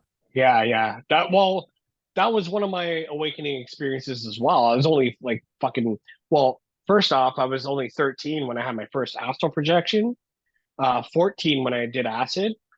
And those two things right there was part of my journey, right? Like I look back and I'm like, oh yeah, that was part of me realizing that there's more to this life than meets the eye, like this fucking table How that I'm knocking what on, right? did you have some kind of a traumatic event when you were 13 that caused that to happen? No, not at all. So you just randomly had an out of body experience when you were 13. So I had a friend who was in high school. He was older than me, and he had a philosophy class, and he was talking about how his teacher was instructing the class a method of astral projection, and that method that he was describing to me, that his teacher told the class, was that when you're half in, half out of sleep, you picture a light from the middle of your forehead to the tips of your toes when you're lying comfortably. And I was in Ottawa with my dad and my mom at my brother's house visiting on Christmas Day. We got there early in the morning and we opened gifts and stuff like that. And then my dad and I went for a nap in the basement. And when I was half in, half out, that fucking thing that my friend told me came into my head and I did exactly what he said. Picture a fucking beam of light from my middle of my forehead to my tips of my toes. And fucking sure enough, dude, in my mind's eye, I saw it and went poof, to the tips of my toes, and everything went and opened up, and I came out of my body. I heard black and white. I saw black and white. I heard radio static. I heard my heartbeat going strong, and I was moving up towards the fucking stairs.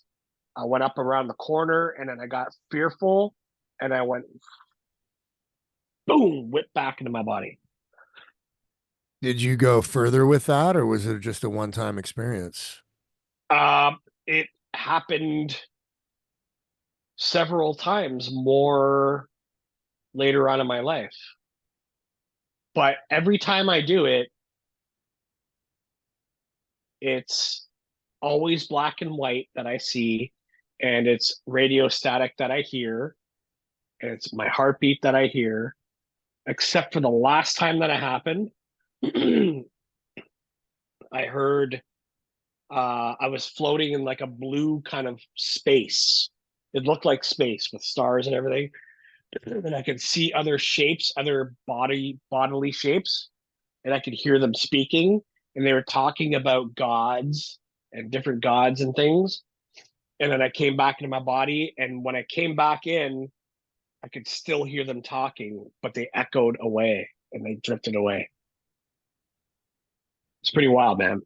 I think I that one episode I sent to you that you listened to today, I talked Yeah. about that. Yeah. But way before all of that, I remember reading this little book. Um, I think it was like a Time magazine little fucking paranormal book. And it talked about like spontaneous human combustion, talked about astral travel and all that shit. And it just got me really interested.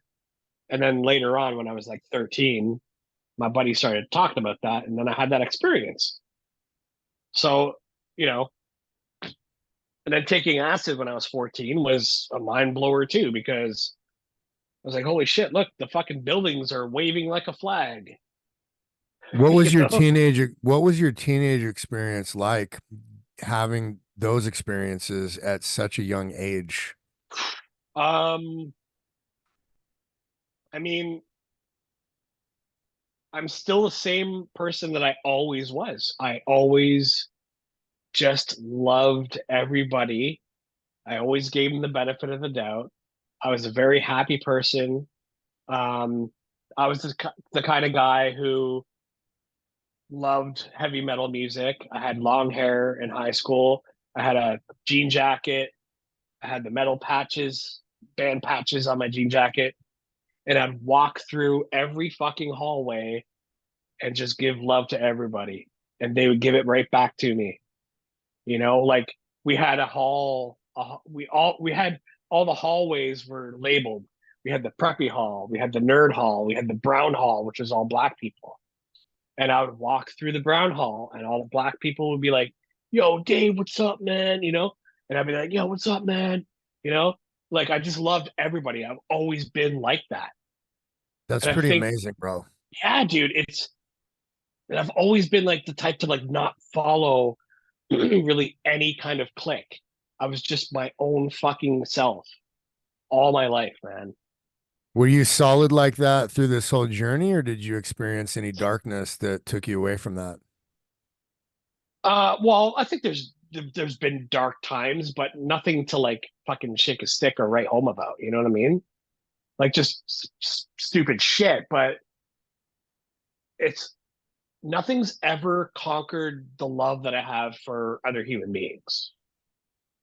Do you realize how rare that is? I think it is rare, but it's just who I am. Well, we need more people like you. Thank you. I mean, And like people ask me where I work. They're like, "Why are you so fucking happy all the time?" Like I get that a lot from different people. How are you always this happy? Why are you always smiling? Every time I see you, you're fucking smiling. I'm like, I don't know. I just fucking told a joke to somebody and we were laughing. And also, I'm alive. How about that? so I'm guessing you probably had a very secure and happy childhood home I did. and a lot of love and encouragement and support and belief from the mother and father figure. I did. My brothers and sister as well. I have four brothers, three brothers and a sister. They're all halves, but they always treated me like I wasn't a half. They always treated me like I was them, right? What was it? We've had our battles, we've had our disputes, but it doesn't come in the way of love, right? Uh, like my dad, technically I'm an only child, so my dad came and swooped up my mom when she already had four kids. And then he had me with her. So, what was it about your parents that created that kind of loving environment in your home that would translate into an intrinsic sense of happiness that you have carried with you for your whole life? I think a lot of it had to do with my mom. She was abused by her ex-husband, but she never fucking like her and my dad. They didn't really fight. There was no like fighting. And my dad worked. He brought home the bacon, and my siblings respected him for that. And dude, I don't know, man. Like we were never rich, but there was Yeah, you always. were. You were. You I realize know. that? You absolutely were. Not financially, but we were rich in love, and we had a lot of parties growing up, and I learned probably a little bit too much early on about certain things, but it didn't really affect.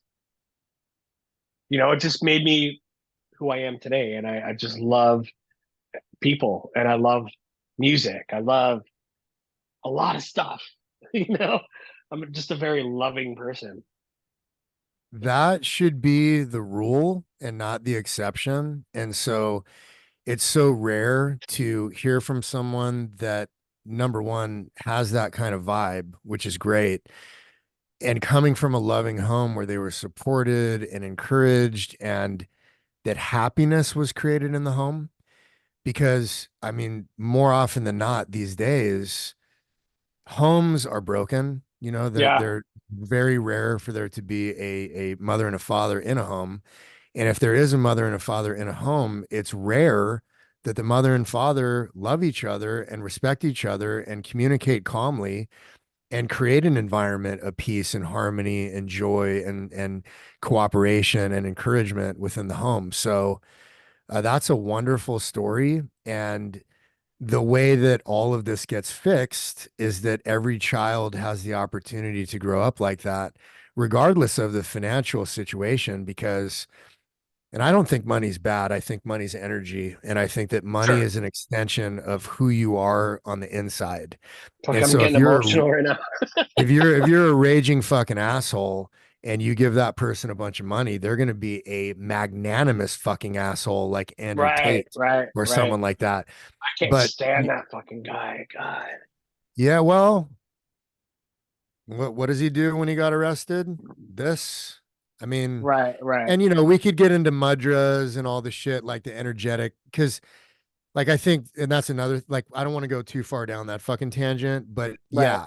So it's rare for there to be a loving, supportive environment. And so we have kids now because everyone is seeking love, dude. Why do people want to wear nice clothes when they go out if they're single? Why do people want to go to the gym? Why do people want to drive a nice car? Why do people wear cologne? Why do people wear deodorant? Why do people brush their teeth and have good personal hygiene? Because typically we want women to want us, like we're seeking love, we're seeking approval, we're seeking recognition, we're seeking acknowledgement.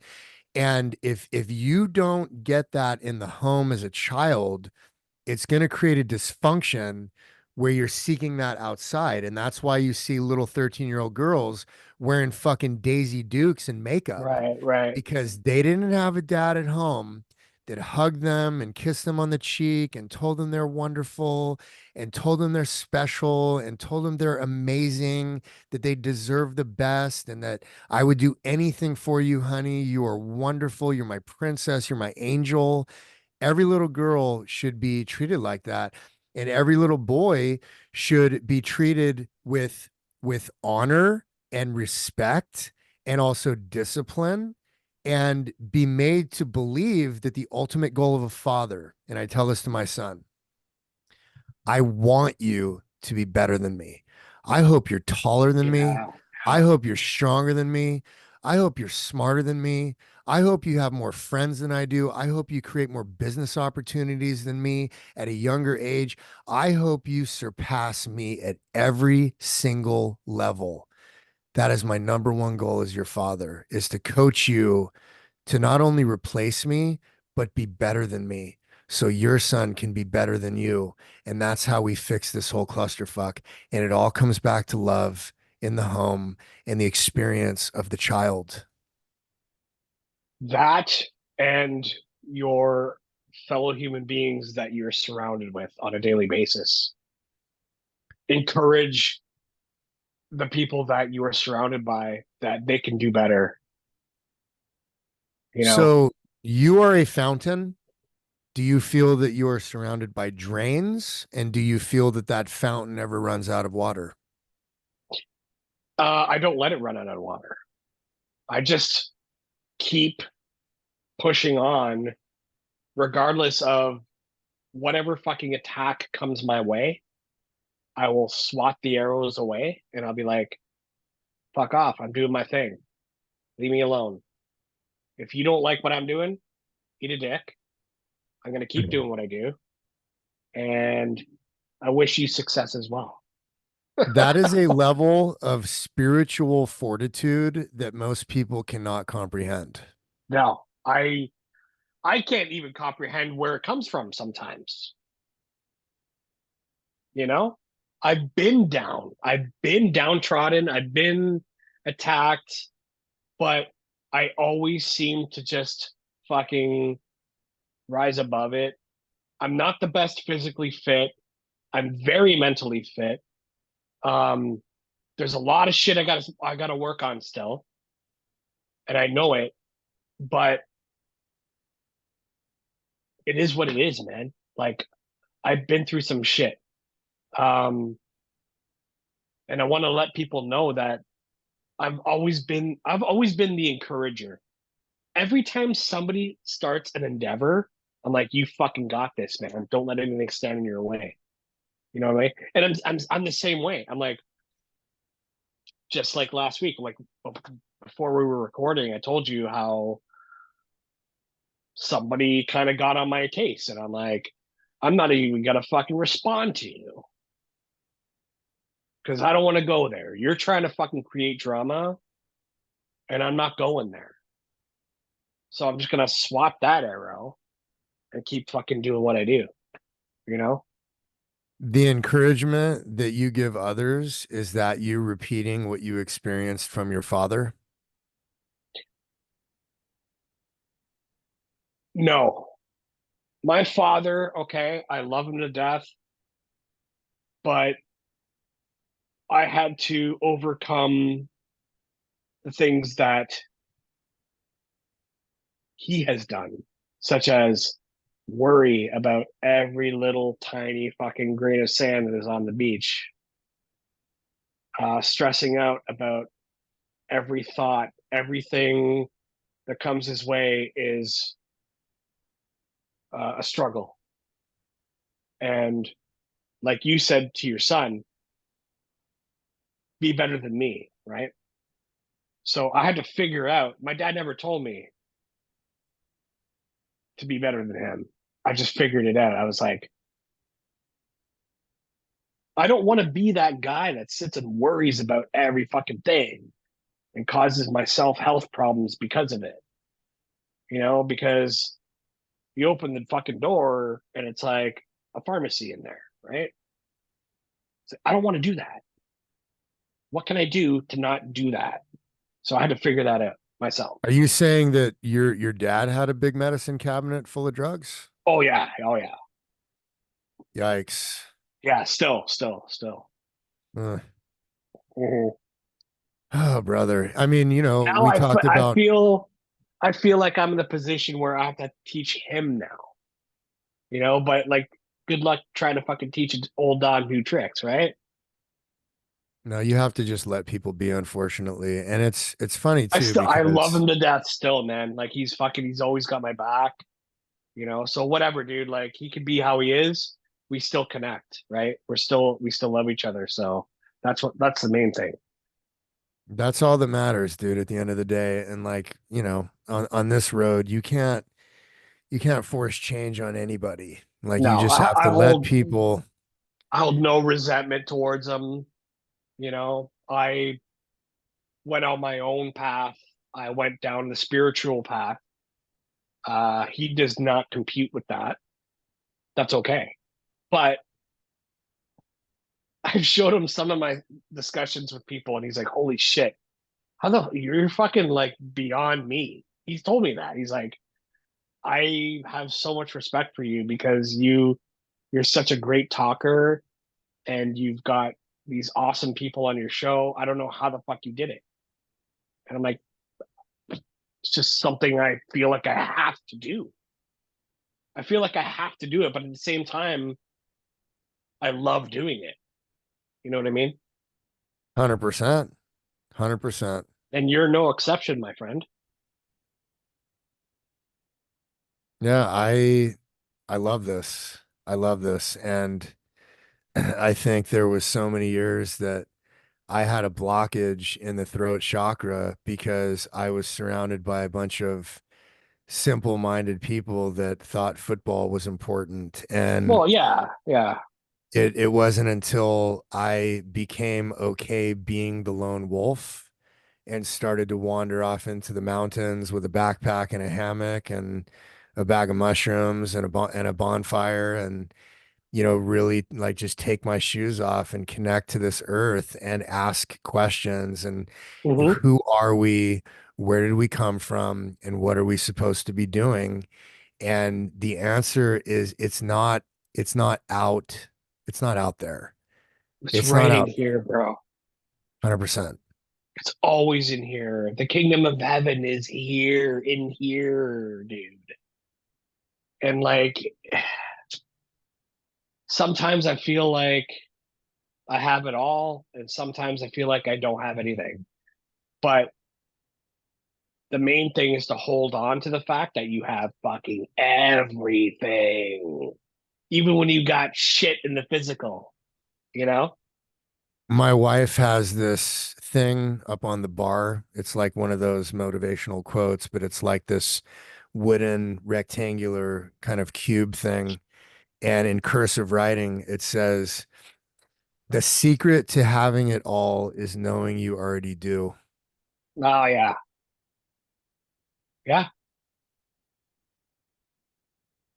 But how much are we bombarded, Ben, on a daily fucking basis that tells us we ain't got shit? That's the key. The key is to rise above that main thought and the cortisol, like you were mentioning.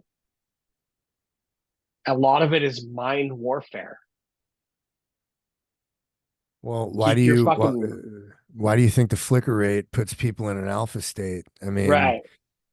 we have Later, mainstream right? music that's tuned to 440 hertz, which is a Mm-hmm. discordant frequency that is going to cause cellular destruction. Why do you think they got rid of all the big bells, dude? I think that churches where the stained glass windows are, I think they were magnetrons. I think that the cathodes at the top were harvesting ether Yep. and turning it into energy. And I think that the bells would create a group sound healing therapy session. And I think that every hour on the hour, it would retune the whole town. So everyone would keep that energetic vibration. There Absolutely. was synchronicity, like people were synchronized energetically Yes. together. And I think the reason why they wanted to do away with that is by creating a discordant frequency, you are causing separation in the population and you are preventing people from harmonizing their thought energy so they can manifest health and wealth and prosperity and love and abundance and peace and harmony, because that is our true nature. And that is why they spend trillions of dollars trying to poison us and mind control us and pervert the beautiful, innocent nature of what a human being truly is at their core. And that key word that you mentioned was innocence.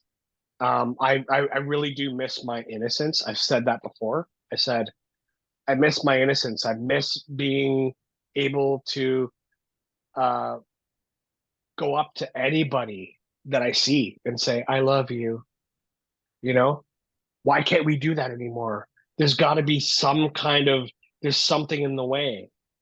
Like fucking Kurt Cobain said, something in the way, right? There's something in the way of us being who we truly are, man. Well, I also It's, think that you have to safeguard that energy because, not casting your pearls before swine. I do well, not believe that every single human being in this dimension is deserving of the energy of unconditional love or you going out of your way to show someone love. Now, no, yes, I agree. I agree. But at the same time, the fact that we are all on a cortisol drip, we are all disharmonized is why there's people out there that we feel that they don't deserve our love. That's a huge thing. It plays a fucking huge fucking factor in mental illness, serial killers, rapists, pedophiles. It's all a sickness that we have harvested from what they're trying to do to us. That's why we're out of balance.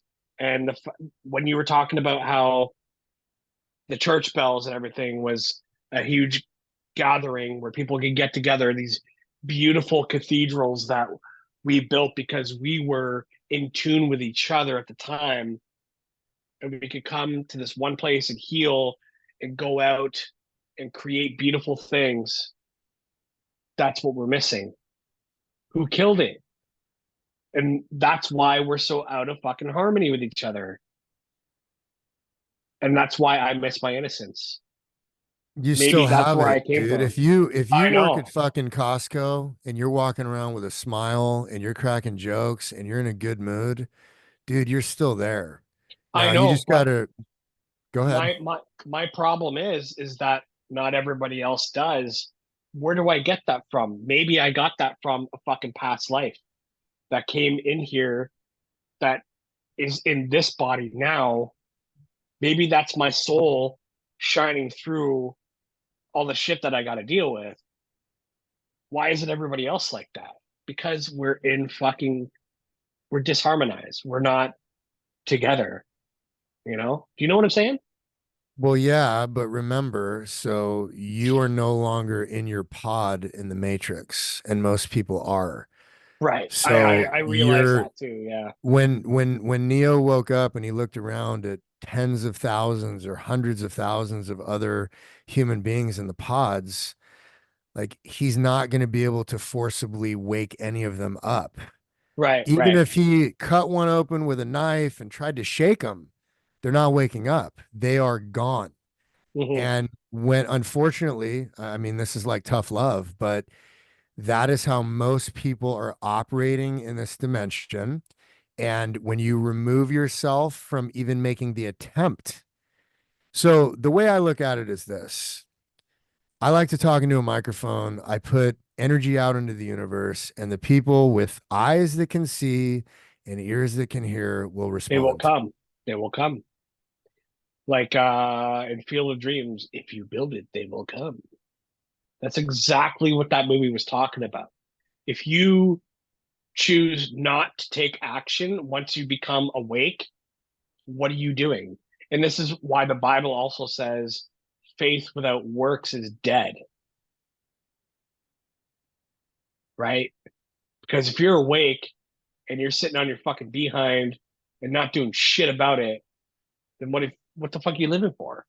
Why do you have how do you have faith in an actual creator and you're not doing anything about it? And this is where the religion hijacks the people's thoughts because they make them go out on missionaries and shit and try to spread the word of God, right? But what we're doing is we already realize that Christianity, Islam, and Judaism are already the new age. And you have all these religious people saying that the new agers are fucking demonic because they're stuck in the religiosity. Mhm. It's crazy. Well, and I'm probably preaching to the choir, but the story of or people's attitude towards the concept of Jesus seems more to me like an abdication of personal responsibility and also an Oh, act of self-deprecation because, oh, I'm nothing and Jesus is perfect and I will never be right. perfect. And so here's the thing, and I say this It's to called Christians, and it's called a scapegoat. everybody's got a different take on this one, but John 14:12 says, and there's a lot of different ways to say this, but the gist of it is, you will do all these works I have done and more. Greater, And yes. and even greater works. And when I read that, I say to myself, so maybe there was this dude, Jesus of Nazareth. And maybe when he was, 13 years old or whatever, 15, 18 years old, there's a huge gap of time. And maybe he traveled through the East, the Far East, and he got good at meditating.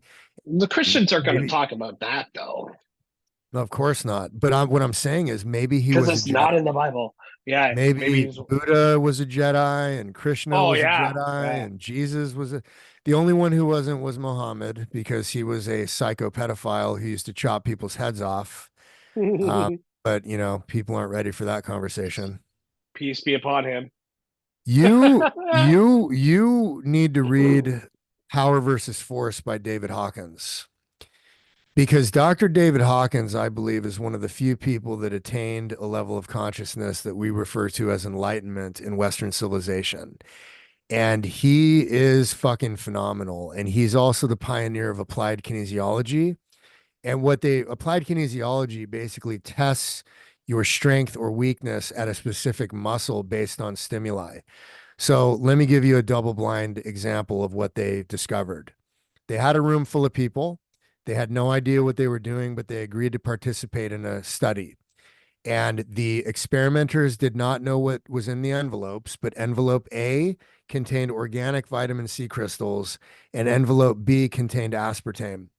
And every single participant in the room had an electrode on their deltoid muscle, and it was hooked up to a machine to measure strength output. So they bring in the first envelope, and it's aspartame. And they had people hold out their arm, and they would put the same amount of pressure on the arm, and they would test the strength output of the deltoid. And they took a measurement. Well, then they brought in the organic vitamin C. It wasn't labeled. Nobody knew what was in it. And they did the same measurement. What do you think happened? One arm was weaker than the other. The participants were significantly stronger holding an Right, envelope of organic vitamin C, and they right. had a weakening effect when they held. Just they didn't eat it. They didn't drink a fucking Diet Coke. Holy They fuck. held. So what that means is every single object or item or song or word or image has an energetic frequency that will either strengthen you or weaken you.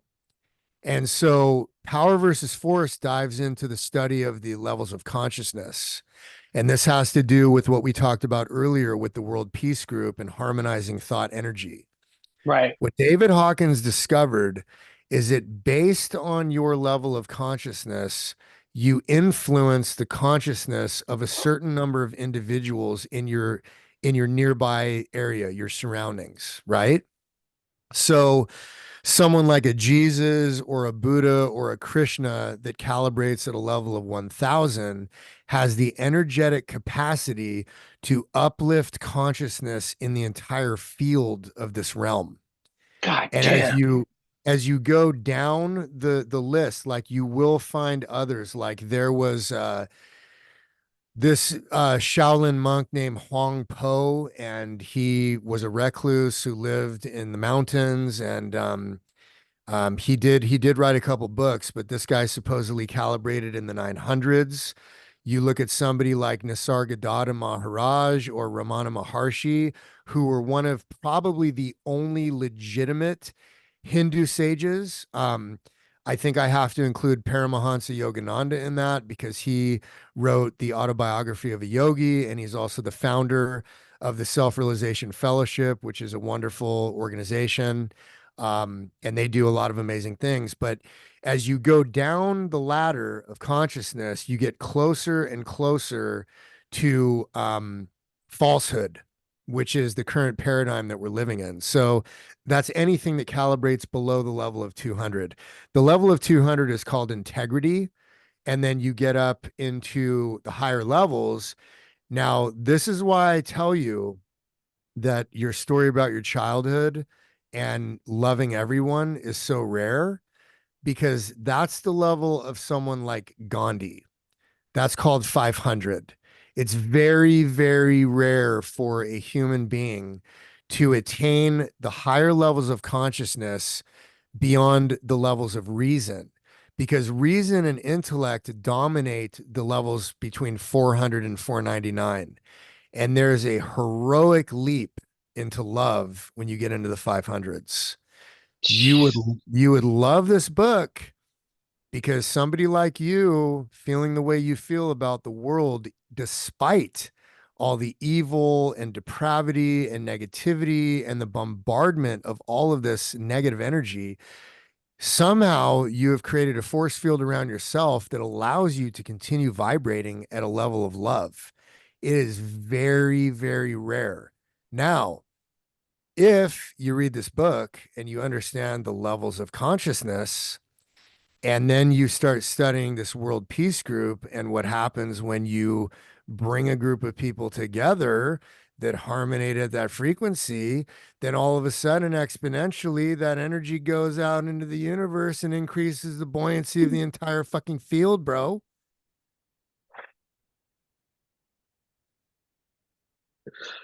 I'm crying, man. It's good.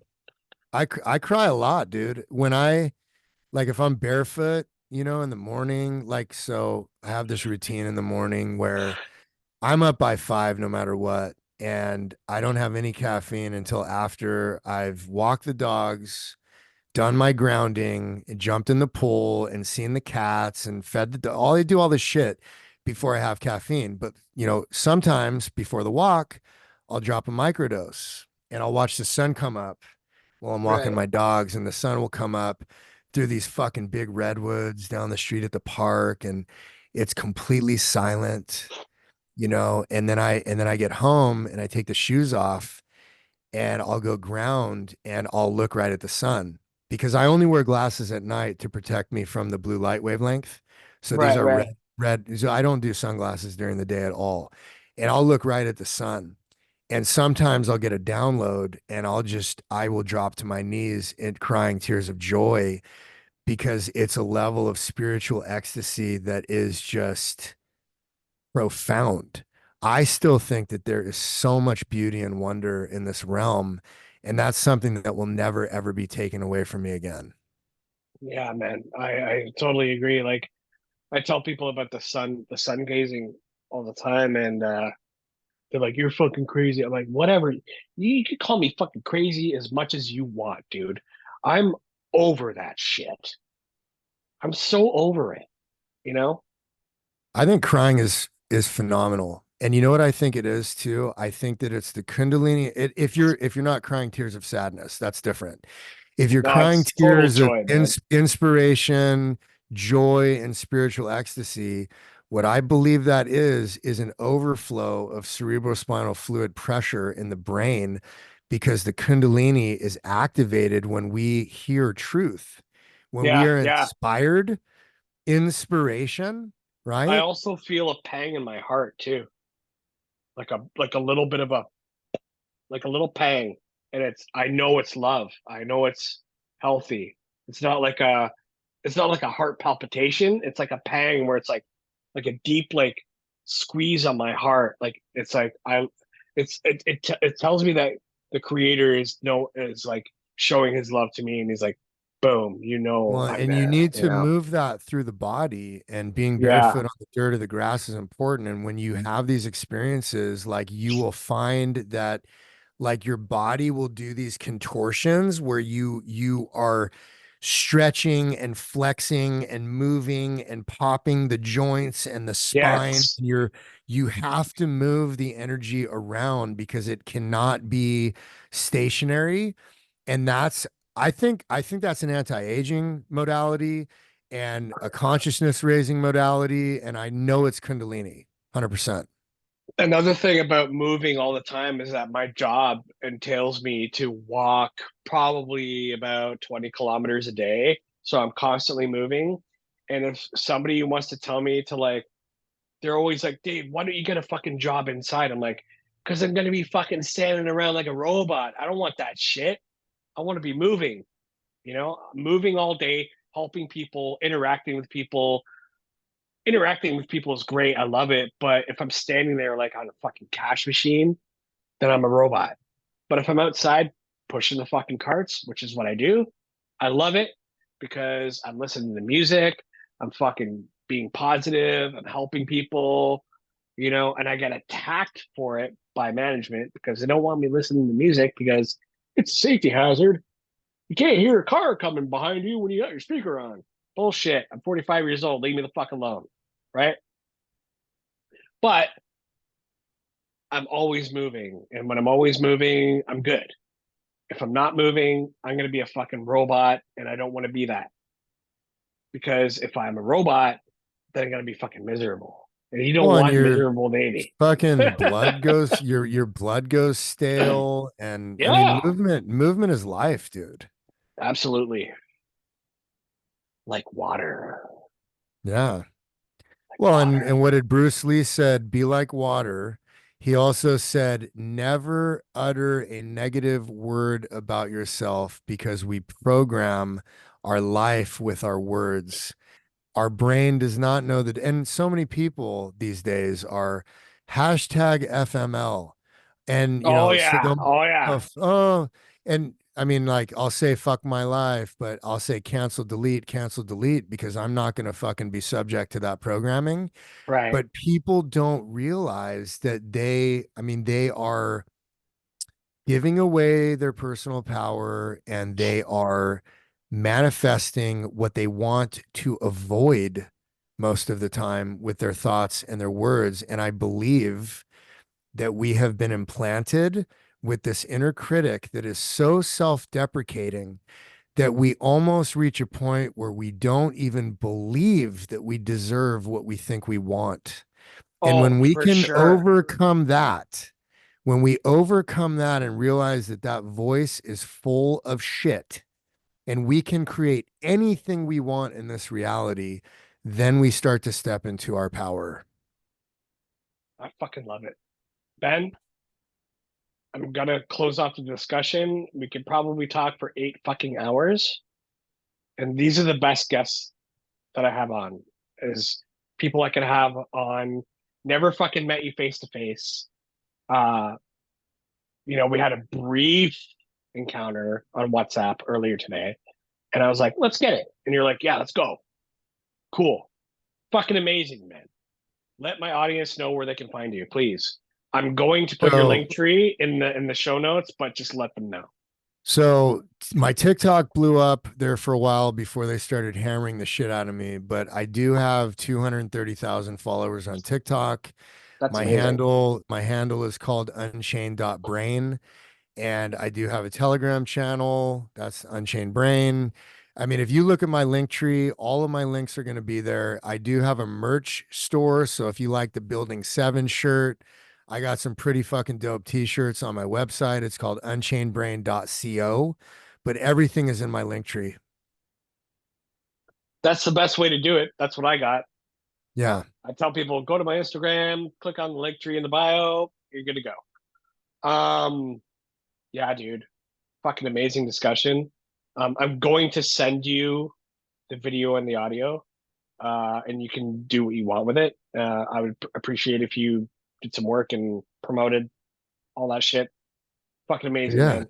Um, 100%. You send me your links too, because I'm going to take this video and I'll talk to you about any parts you may or may not want edited out. And then I'll go ahead and post this on my Spotify because I host the Unchained Brain podcast. there we go. I don't care about you editing anything out. It's all fucking fair game. Awesome. Uh, dude, I never met you. We met tonight, but I fucking love you. And peace and love, homie. Love you, bro.